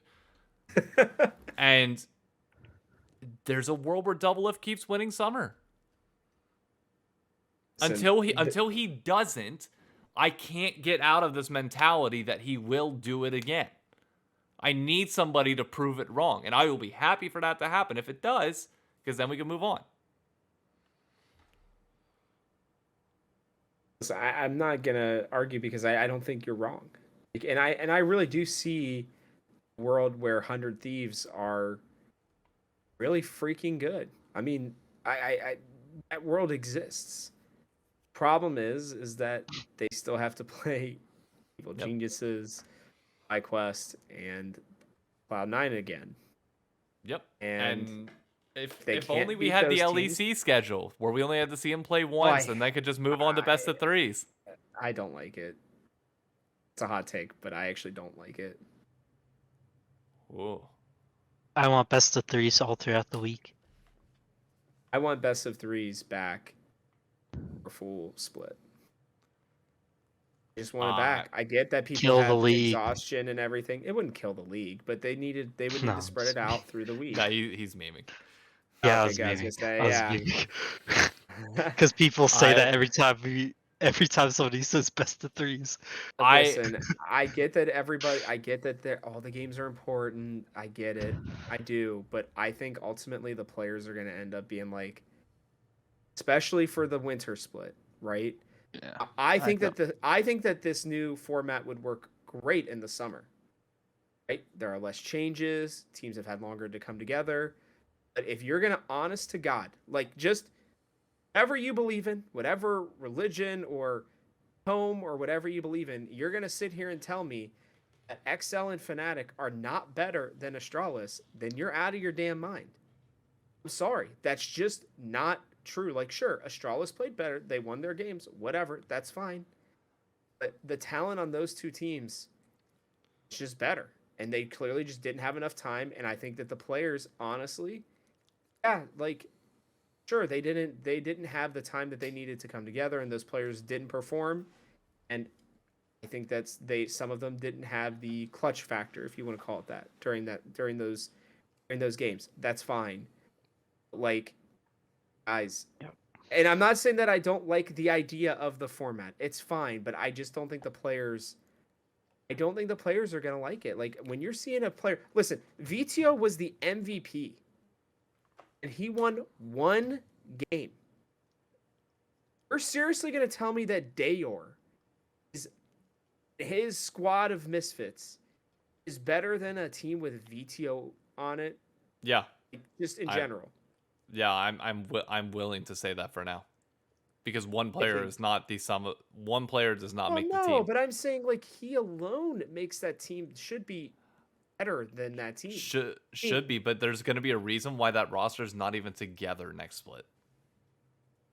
That's all I'm saying. Watching Fnatic. Yeah, they exploded, but that's my point. Is like, listen, if they had a full split of 18 games, you really think in the back half that team doesn't find like actually let's not even say this.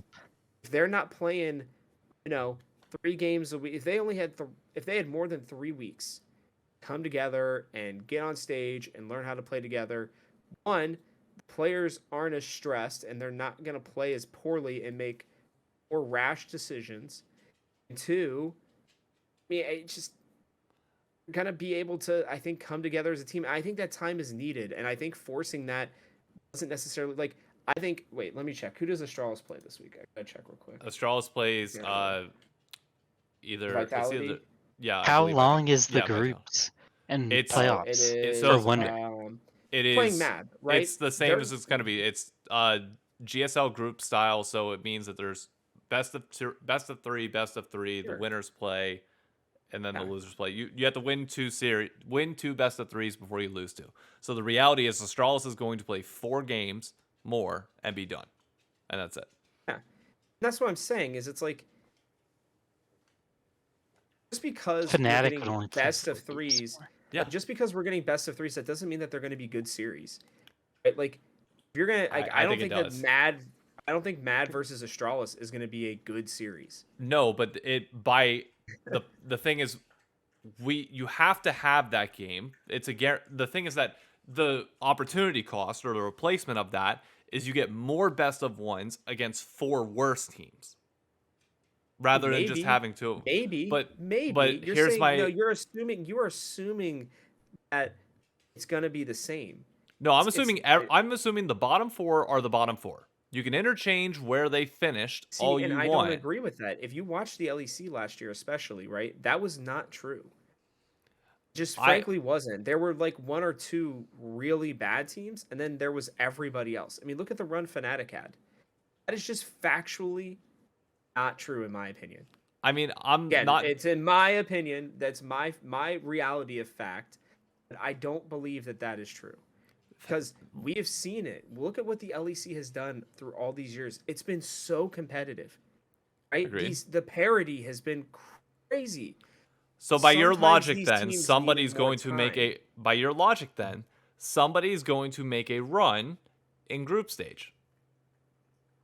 Are you I willing think to lock that in right now? sure, but it's by chaos, not by actual skill.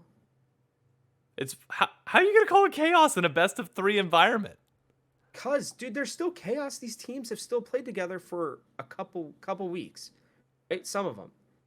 That's not like, dude, like. Here's what we're I got to talking about. disagree on this Here's what take. we're talking about, right? How many years? I know, David, you've been watching League of Legends for forever, right? No. You've been watching longer than I have. I started watching fully in 2018. Okay, so I've been watching since 2013, 12, Yeah. somewhere around there, right?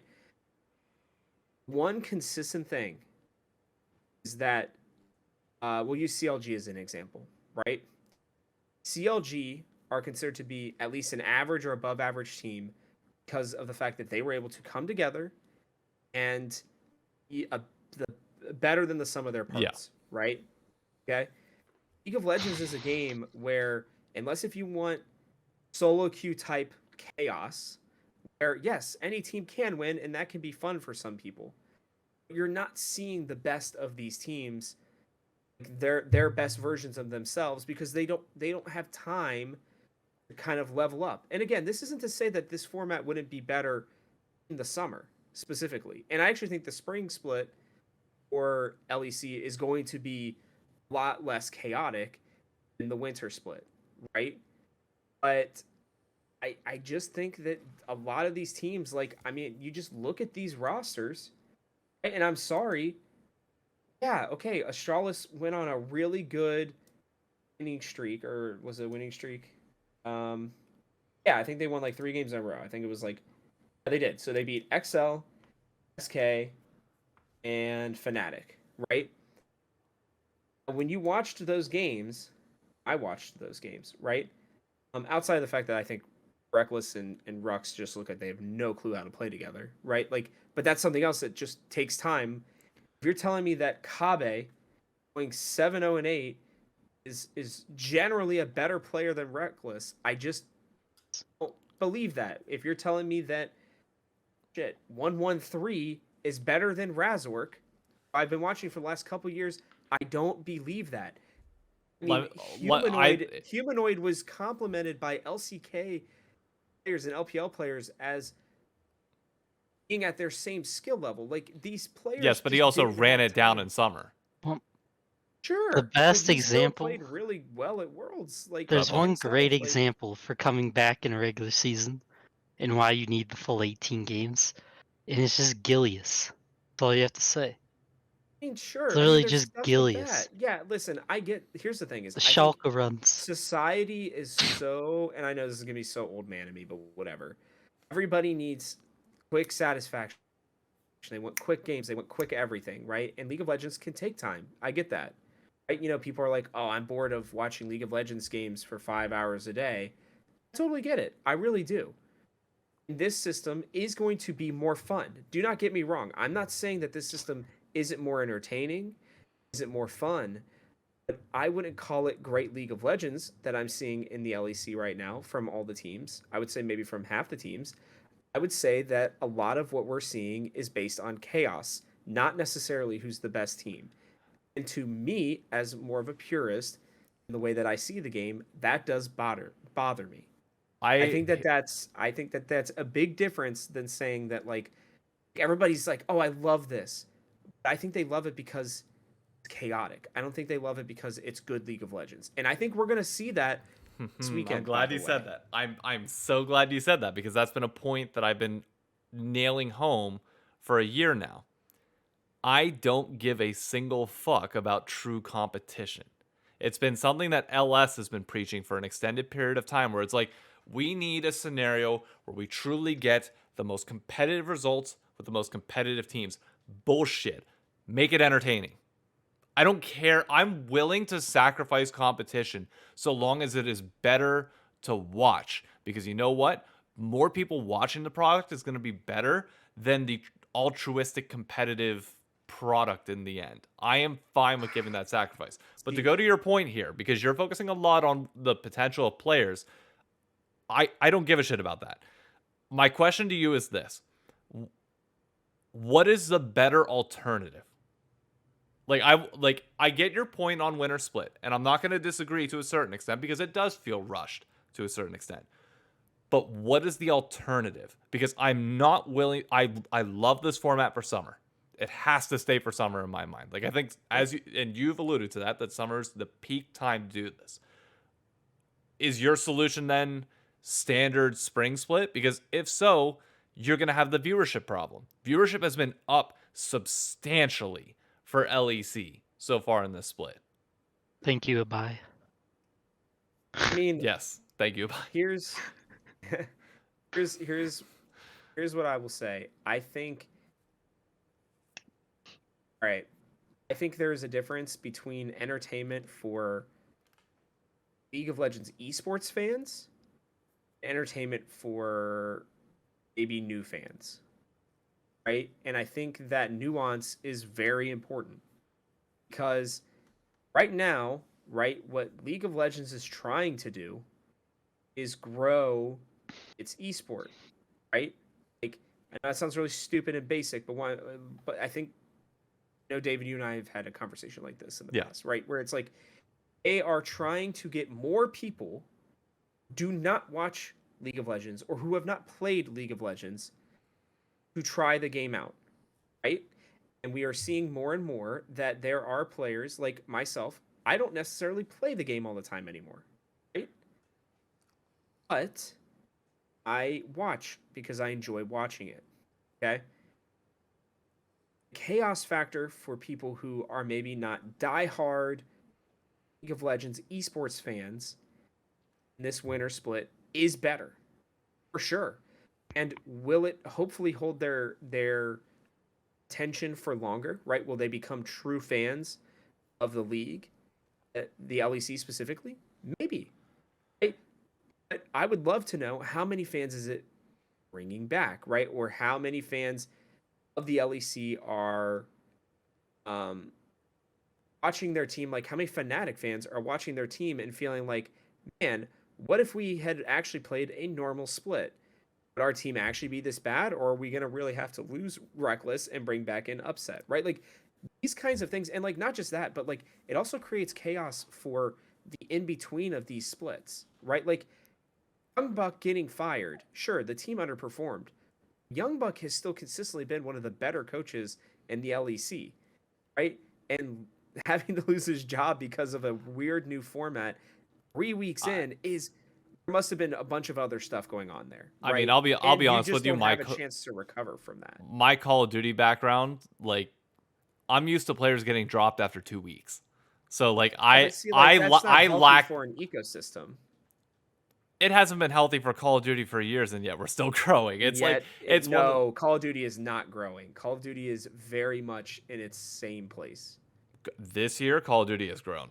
There's no arguing that at all. Maybe Now I a lot haven't. of No, that I is will how say I haven't checked, but I'm pretty sure it was check mostly because of the Scump thing. But it is partially because of the scum. I don't know what my dog is crying about in the background. you're good. It definitely has grown in part because of scum, but it's also because of Zuma, a bunch of other content creators, and just the general events being phenomenal. We've had 2 straight years now where the Call of Duty majors have just been peak entertainment events. And that is a lot in Sure. part due to Adam Apicella's team and a bunch of other stuff. But I don't want to go down that tangent because that's kind of getting off the main point that No, you but had. Here's my solution that I would propose to you, and let me know what you think of this. Okay. Winner split, you have a 16 team lock-in style tournament that incorporates the franchise teams and some of the top either EMEA teams or in LCS the academy teams as well. And you have a for fun bracket with some sort of crowd generated prize attached onto it. That way there is some sort of from value for the Dota players to do it. to international. Yes, something, but domestic. Like make it a fun Sure. tournament Yeah. for us. No MSI, no worlds implications, nothing. But you play that format out in the same amount of time that it would normally take to play what is now the winter split for the LEC. Then you have the spring format and the summer format in the way that the LEC has it right now. Would you be more okay with that? Because that gives that tournament and a whole split of time for teams to gel, whether it's in the tournament or via scrims, before you enter this very rigorous system to try and make sure we have the 2 best teams going to the international events. From a business standpoint, no, I do not like it. Ignoring the Because business side. Like just purely from like an entertainment like fan perspective. mean, Like sure, maybe, but like, there's a reason why they're ERL teams and they're not on LEC teams. I've just never been a huge fan of tier 2 versus tier 1. Like, sure, your event, you will have occasional teams that are better, right? Like, there are teams, probably even teams in academy right now that are for LCS, right, that are better than the way Dignitas is playing, for example, right? Or talent wise, they may have more talent on them, depending on your opinion, than Immortals. But I don't know, man. Like, I don't like the eight. To be very clear, I don't love the 18 game schedule. I really don't. I guess counter to you, David, and I know that it's not necessarily entertainment wise, but all right, here we go. Here's my full thoughts on scheduling. Okay. I don't really think it matters because problem is that the Western leagues play less games. That is just fact, right? And I think the LEC, the one thing I will say about this format is the LEC is going to play a shit ton more games. Not every team, like the best 4 teams throughout the year are going to be rewarded because they're going to play a lot more games against each other and against better competition, right? That is good. My full opinion is not just that practice is better in the East and that Korean teams and LPL teams are grinding more. They play substantially more games. And when you talk to any LCS or LEC pro, number one thing that they want is more stage games because that's better than any practice. Like everybody's like complaining, well, oh, why did they split practices in 2? I tell you right now, it ultimately doesn't matter. Okay? Because practice tools and everything like that are fun. Sure, they help out a little bit here and there, but the real practice comes from what you learn from the stage games. It's been said time and time again by so many people. And I think ultimately, if you want to have the most entertainment, right? People care about most people that I know at least, is the NA gonna shit the bed at Worlds again? Is NA gonna suck and have a chance at MSI, right? And my whole thing is, if you don't play enough games, it's not gonna matter. And if you're gonna treat your bottom tier teams like they're just freaking punching bags that get to play a total of 9 games a split, and never gonna get, those players are basically just wasting their time. Like, what is the point of them even trying at that point, right? Like, when you're 1-6 head, or you're 1-5, no, what is it? Sorry, 1-5 heading into the last weekend, right? Like, and you know there's probably no chance because you're playing 2 of the top 3 teams. Like, I forget who it was. Somebody did this weekend, right? Like, it doesn't freaking matter. And what is entertaining to me is to see the best players play at the best level and have an opportunity maybe not to win worlds, but at least to be respectable in it. That's what's entertaining to me personally. So I get what you're saying, and I do more want there to be more talent in these leagues, and I think that your solution does allow for that. I think ultimately most of those teams just end up losing the LEC teams anyways, and it's not entertaining to me to see teams get absolutely smashed and have no purpose in some of these games. That's my opinion. So I get it. I know I'm sure there's a ton of people in either your chat or whoever are going to listen to this later who are not going to like this opinion. I get it. That's fine, but like entertainment value wise, if we just keep getting our asses handed to us at Worlds, then it doesn't freaking matter to me. It just doesn't. Flawed thinking, my friend. Very I, flawed thinking. But I'll let We Paul can go in because I've disagree. talked a lot. well, I was gonna say I do think like I say a lot that winning solves all problems because I'm a big believer. Like you win something, right? Like you win worlds, and all of a sudden in a like maybe it doesn't completely boost viewership, but it gives people a confidence that they've never had. So it does add a lot. Like winning, in my opinion, it always will. It's just that we're at the point where like NA is kind of in this like weird zone of like you're almost like a bad soccer league at this point where like you kind of just need to figure out how to make yourself entertaining almost because making yourself competitive might not keep you afloat because if you do try to be competitive you'll probably lose if we're being honest. We're not very good. Like and we haven't changed up players a lot. Like we haven't done a lot to bring in new talent. Now, Flyquest could be one of those teams where best of threes would actually be interesting to have because you have a couple of young guys, right, who could be the future, and you get to see more out of them. Like that is something where I would personally enjoy best of threes, and I think it would add to competitiveness because it also adds more games. At the same time, I'm a psycho who says we should just be doing 12 games a day. I mean, screw it. Like, I want 36 games a split. I know people think that's psycho, but you could have teams come in and play in the first half and have your teams who play in the back half of the day.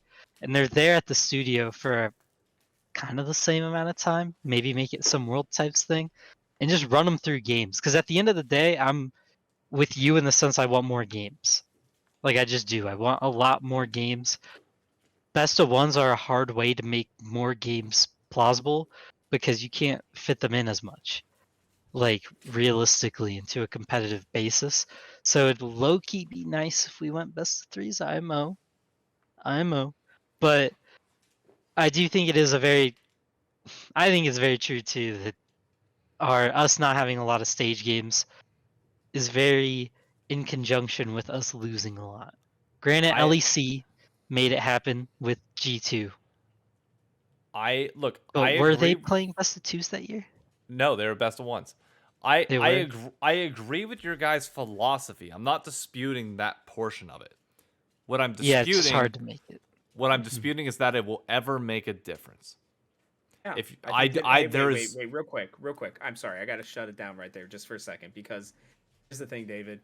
If we want the LEC and the LCS to exist in 5, 10 years, right? Even as soon as 5 years, leagues have to get better no. because yes, I don't think absolutely. I'm just no, telling you. I am telling you 100% from prior knowledge, from conversations that I've had. Right, like they continuously do not perform at Worlds, right, and perform at MSI, Yep. and eventually the format is going to change so dramatically that these leagues will not be the same. And my thing is that Agreed. like you have to understand what you are proposing right now and what the LEC is doing is a short-term solution. It is not a long-term solution for these leagues to get better because there was a time when NA and the LEC were actually getting better and they were performing better at Worlds. And you can directly look, I actually made this argument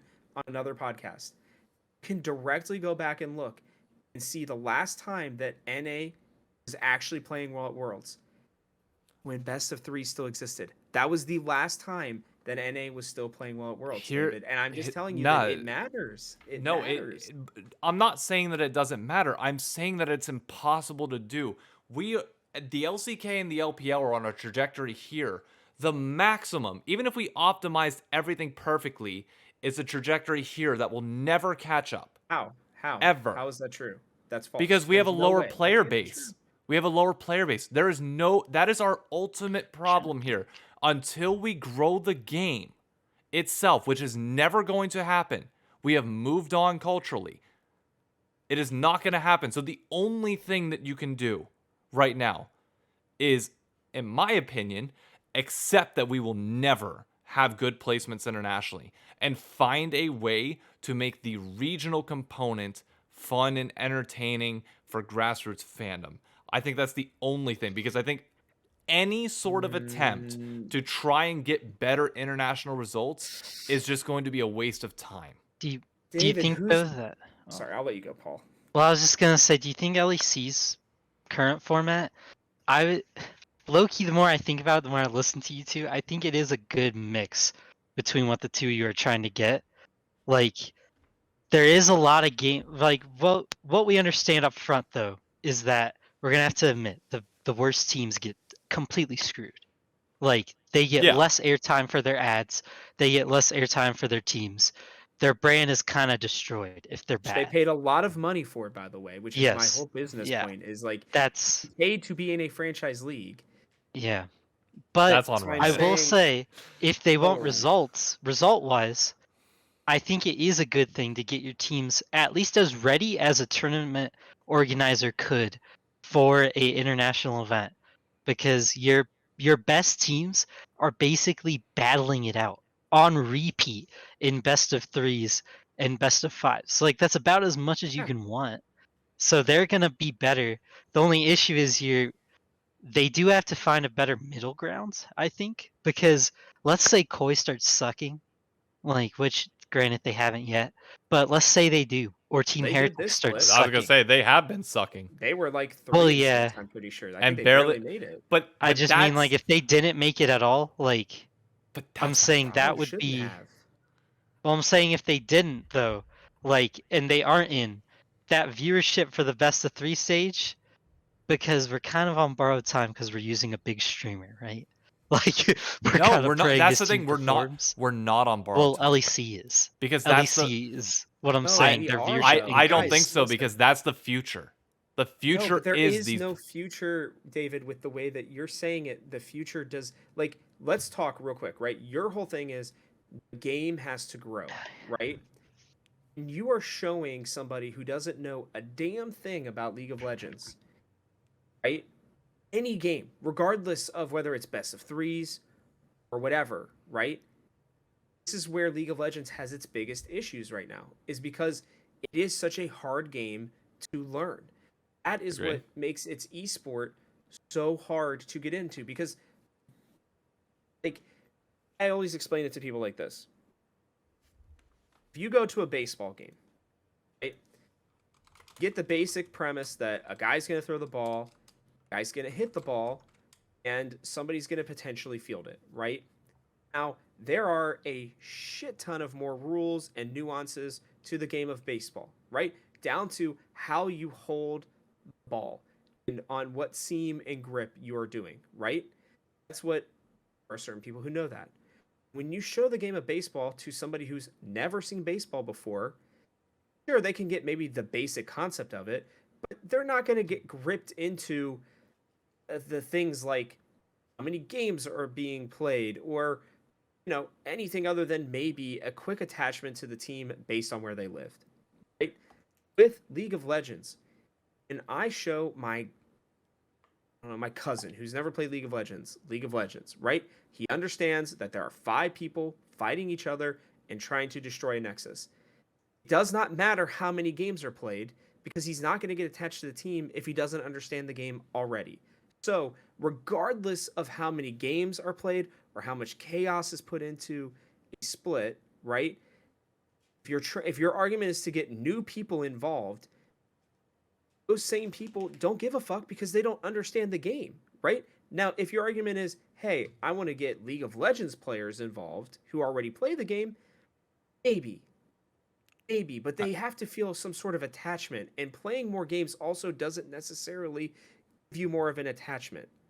I'm Right? confused on how that relates to the overall point though. Like if your point So is that your the game overall point is that from what I heard, right, was that the goal for stuff like this is to grow the game um uh in your region, right? yes. Is to grow the region, right?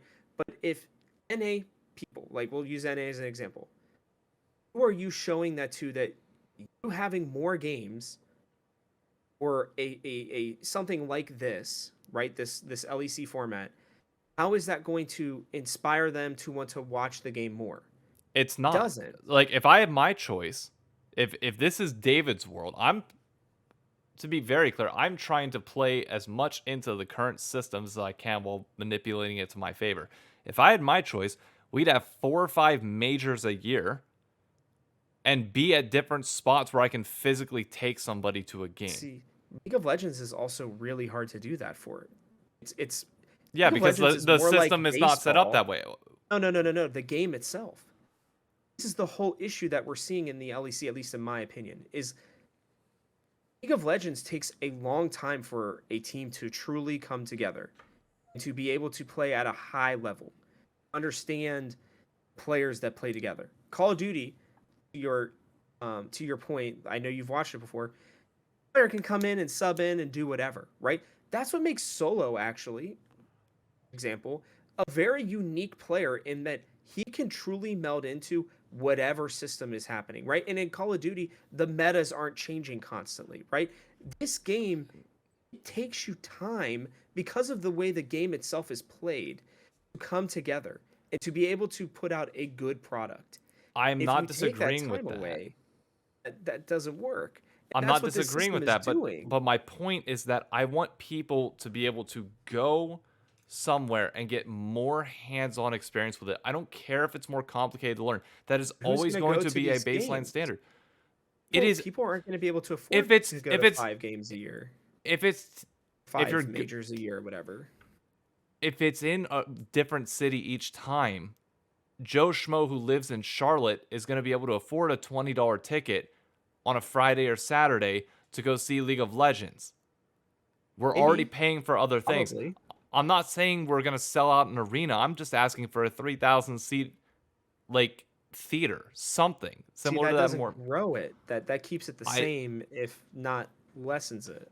No, because I don't believe there's a digital growth to really be had there. I think we've maxed out for the most part, at least on the Western or the US West front Coast. Yeah, of the viewership that we can get online. I think maybe. the only growth that you're going to get is just by people going and attending in person, by getting that connection to the game. Even if they don't understand it, it's not hard to pick a team and cheer for them if you can get a connection to that team, which is much easier to develop in person than being spammed with promotion online via Twitter, social media, and everything else. I guess maybe. I just don't know that. I think the world that you're talking about is what the Overwatch League specifically had in mind initially. I think the problem is like because like here's my thing is I don't think League of Legends can be played without some sort of regular games against top level competition, right? And outside of just scrims, games that actually matter. Because that was my whole point earlier was that scrims to these players don't really matter much, right? Like how many times have we heard this team is doing great at scrims and then they shit the bed because they get onto the stage, everything changes, right? You need more stage games. And if you just make it so that you only have a certain amount of teams playing at 5 majors, or if you only have 8 of your 10 teams making it, which by the way, I think another quick solution would be to just have all 10 teams play best of threes Yeah, after just the three things. have It's it just be seating. because I think that would actually solve a lot of the issues, to be honest with you, that I have with it. But like, um, I get that like regular season doesn't matter and everything like that, but like the regular season isn't necessarily there for the fans. I think at times with League of Legends, I think right now some of it is also for the players to get like better, to have more time. But I get it. Like I know that you specifically are coming from an entertainment perspective. I think that makes a lot of sense to me. There is a reason why League of Legends, I think at times has a problem with the entertainment value. Why you're seeing the LCS have, Dignitas and Immortals, I think, play this weekend. And I can guarantee you that if we have over 120,000 people watching that game, I will be shocked. Nobody cares. So I get what you're saying. I will tell you, I don't have a perfect solution for it, but just don't know that taking away games from teams or not having a regular season stuff, I just don't know if that helps it, because I think the best way for you to sell people is for especially people who play League of Legends to see the absolute best abilities possible being played. Because if they see shitty teams making shitty, like obvious mistakes because they haven't played together, the way that we saw what happened with XL, and if like I show my one of my best friends who's been playing League for a decade, if I show him that, he literally is going to be like, that was stupid. Like why would they ever do that? Right? It's because they haven't had time to play together and it looks like a solo queue game. That's how some of these games looked in the LEC, because teams were more worried about making this top 8 and trying to learn how to play together as a team. And that's why there's like XL, Fnatic, who have their talent arguably, losing to teams like Astralis. I want to give Paul the chance to say his bit sorry, here. Paul. Then I'm gonna say one thing, and then we gotta wrap this up because it's 1:30 and I gotta be up in 7 hours for work. I gotta be up at 5, so I feel you. Oh shit. Yeah, really, I was debating in chat, I'm not gonna lie, about casual fan bases, because they were typing so much about, we were talking a lot about if casual fan bases matter or not. But I agree with what both of you were saying as well. The reason I find like so I find like the traveling system to be beneficial. I don't know how they would pull it off though, or at least Yeah. no league has pulled it off, would be the right way to say it. The only reason I value it is because I think that like the one thing league has been really struggling at is building that casual fan base, right? Like that we were talking in there and I was kind of discussing in the chat. But that those casual fans, like you kind of need them in a sense, like somebody who one off buys a hoodie, right? That has to come from somewhere, and like League just doesn't have it because there's no physical attachment. And a big issue that League runs into, and it's kind of almost unsolvable, is that physical attachment side of the game. Like there is no way to convince somebody like me from Indiana to feel any like really attachment to a team outside of just deciding I love them one day. Like that's literally all I can do. Like, and that's kind of tough, like when you're going into the marketing side and building side and getting new fans, because right now like Riot essentially tried to Hail Mary punt like putting games on Thursdays and Fridays, and their logic was to get all these in the day Twitch viewers to get that casual fan base. But it's like I don't really think that's going to build it, because casual people like don't really I'd say the hit rate of them buying merch or doing something involved with the league or spending money on it is a lot lower on a Twitch stream than it would be at an in-person event. Like you may have an in-person event in a town, right? Like let's say they travel to Chicago. Like every year they do what? In LA City, Chicago, New York, there's 3, and Atlanta. There's your 4 cities. It covers most of what we need to in America as far as people and living space goes. Everybody has a way to get to one, at least within 6 hours of them. So maybe you get all those people who wait for their turn to come and they travel. You could maybe get some casual fans, but granted, that will run out after a while. And you're going to get less and less each time, because maybe more local people aren't going to show up because they showed up last year and they didn't really care, it wasn't for them. But you also can get those attached people who end up buying merch, maybe buy something, maybe they enjoyed it enough to watch the Twitch stream.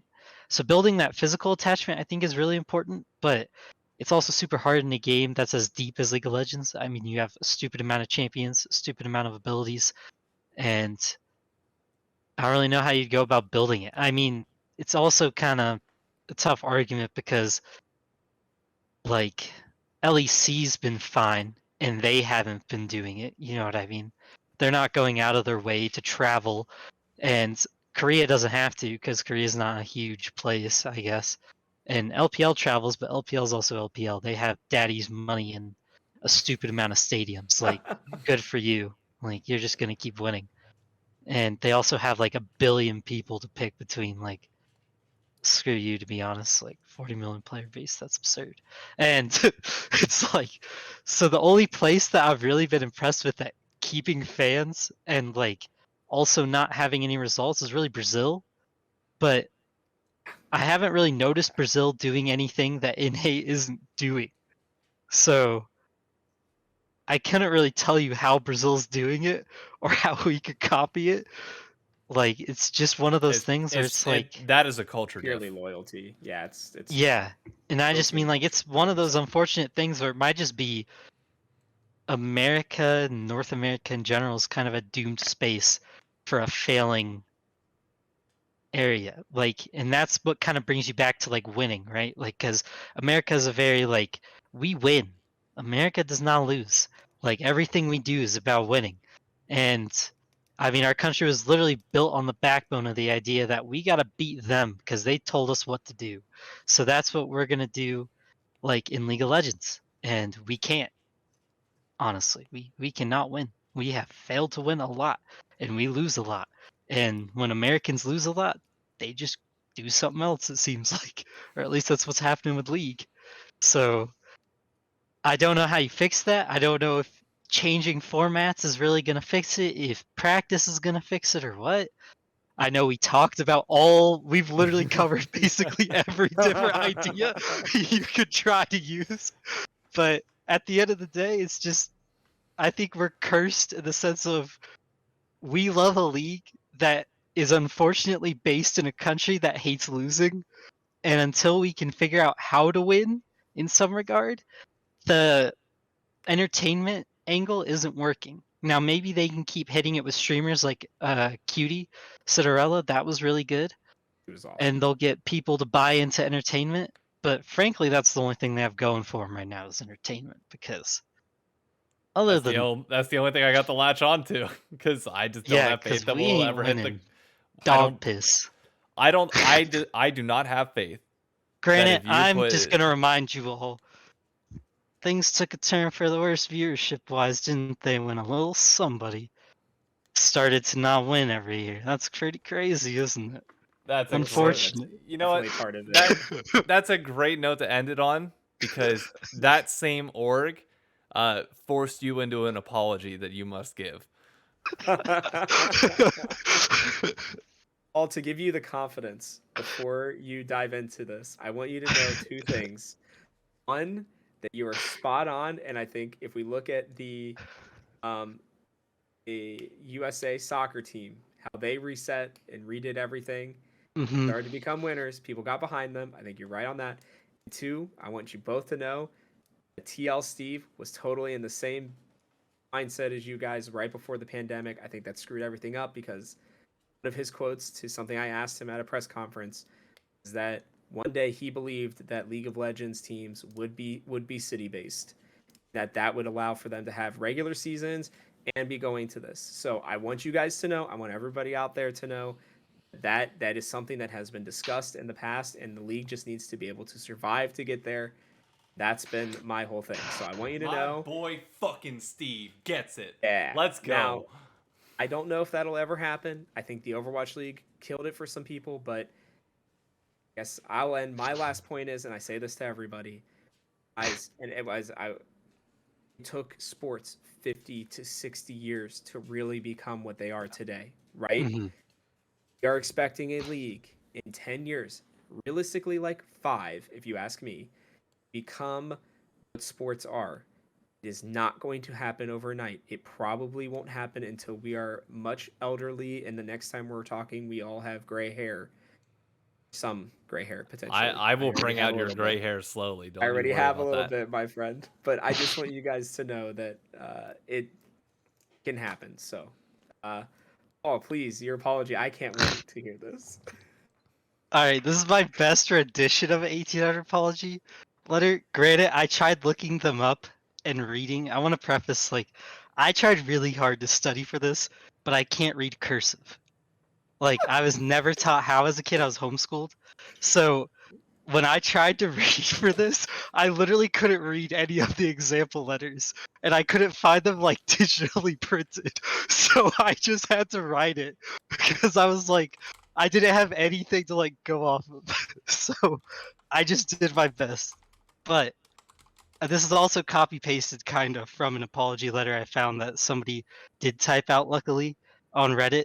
So I took their apology letter and I copy pasted the whole format. So this should be half decent. Wait 1 second. Hold up. I don't want Okay. to stall you. I'm just playing some 17th century music in the background for stream. And you're good. Let's get it. All right. February 8th, 2023. Well, now the 9th. Okay, I look like a goober because we went so long. But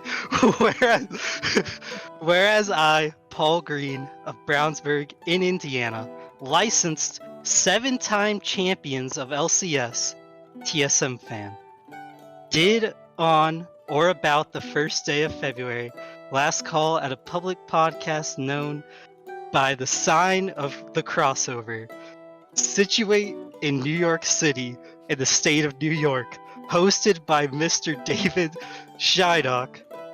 I stopped at the said talk show about 1 hour and 30 minutes, wherein I talked about the most winningest org in LCS. And in the meantime, I accepted an unwise bet. I went from the talk show, as for aforesaid, to the Discords and Reddit threads in the said community, and there and at several other places, I publicly and positively, but falsely and maliciously reported that TSM would not only beat 100 Thieves, but win out the weekend. Now I do hereby acknowledge that the said report was and is entirely false and groundless. I confess I did not in those weekdays see the said TSM win, thusly saddened that they went 0-2. And I hereby openly and truly declare my team is not elite or unbeatable, nor do I believe they will go undefeated this split. And therefore, having greatly injured my character, I hereby publicly and sincerely ask your pardon, David. If I may have it.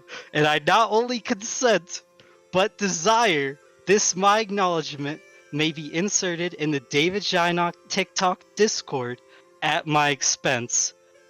Dost thou forget, our wrath will be swift, we will smurf soon. All these peasants think we are trash. LMFAO. Thank you. That is it. Jesus Christ. Oh I'm so glad I was here for this.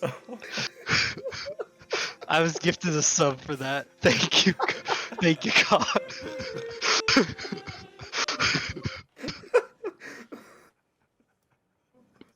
I figured I would bring up the Acadian tweet or the Acadian Twitch chat for that one. That was incredible. Oh my god. But that is my apology letter. It is also signed by Paul Frank Green the Fourth, which I thought was fitting for an apology letter from the 1800s. But sometimes you just lose, you know? And I'm pretty sad, to be honest. And like you said earlier, watching this weekend made me kind of think, maybe we won't win. Maybe we won't win this year.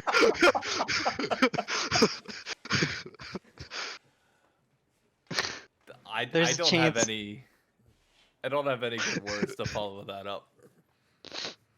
I tried to add some thuses because I couldn't figure out how to use thus like well in something. So I was like, you know what? I give up. And I just added it once. But I don't know if it sounded 1800s. It very much I did. hope it did. Is that the greatest LCS content? I stole it Yeah, from my a guy who was legally punished because he falsely accused a man's wife of stealing from his bag 2 handkerchiefs from his bag. So his punishment was that he had to write her an apology letter and post it in the paper in England in the 1700s. It's fucking fantastic. And the reason he falsely accused her, or it was realized he falsely accused her, was she was in a completely different city when he said that she stole from him.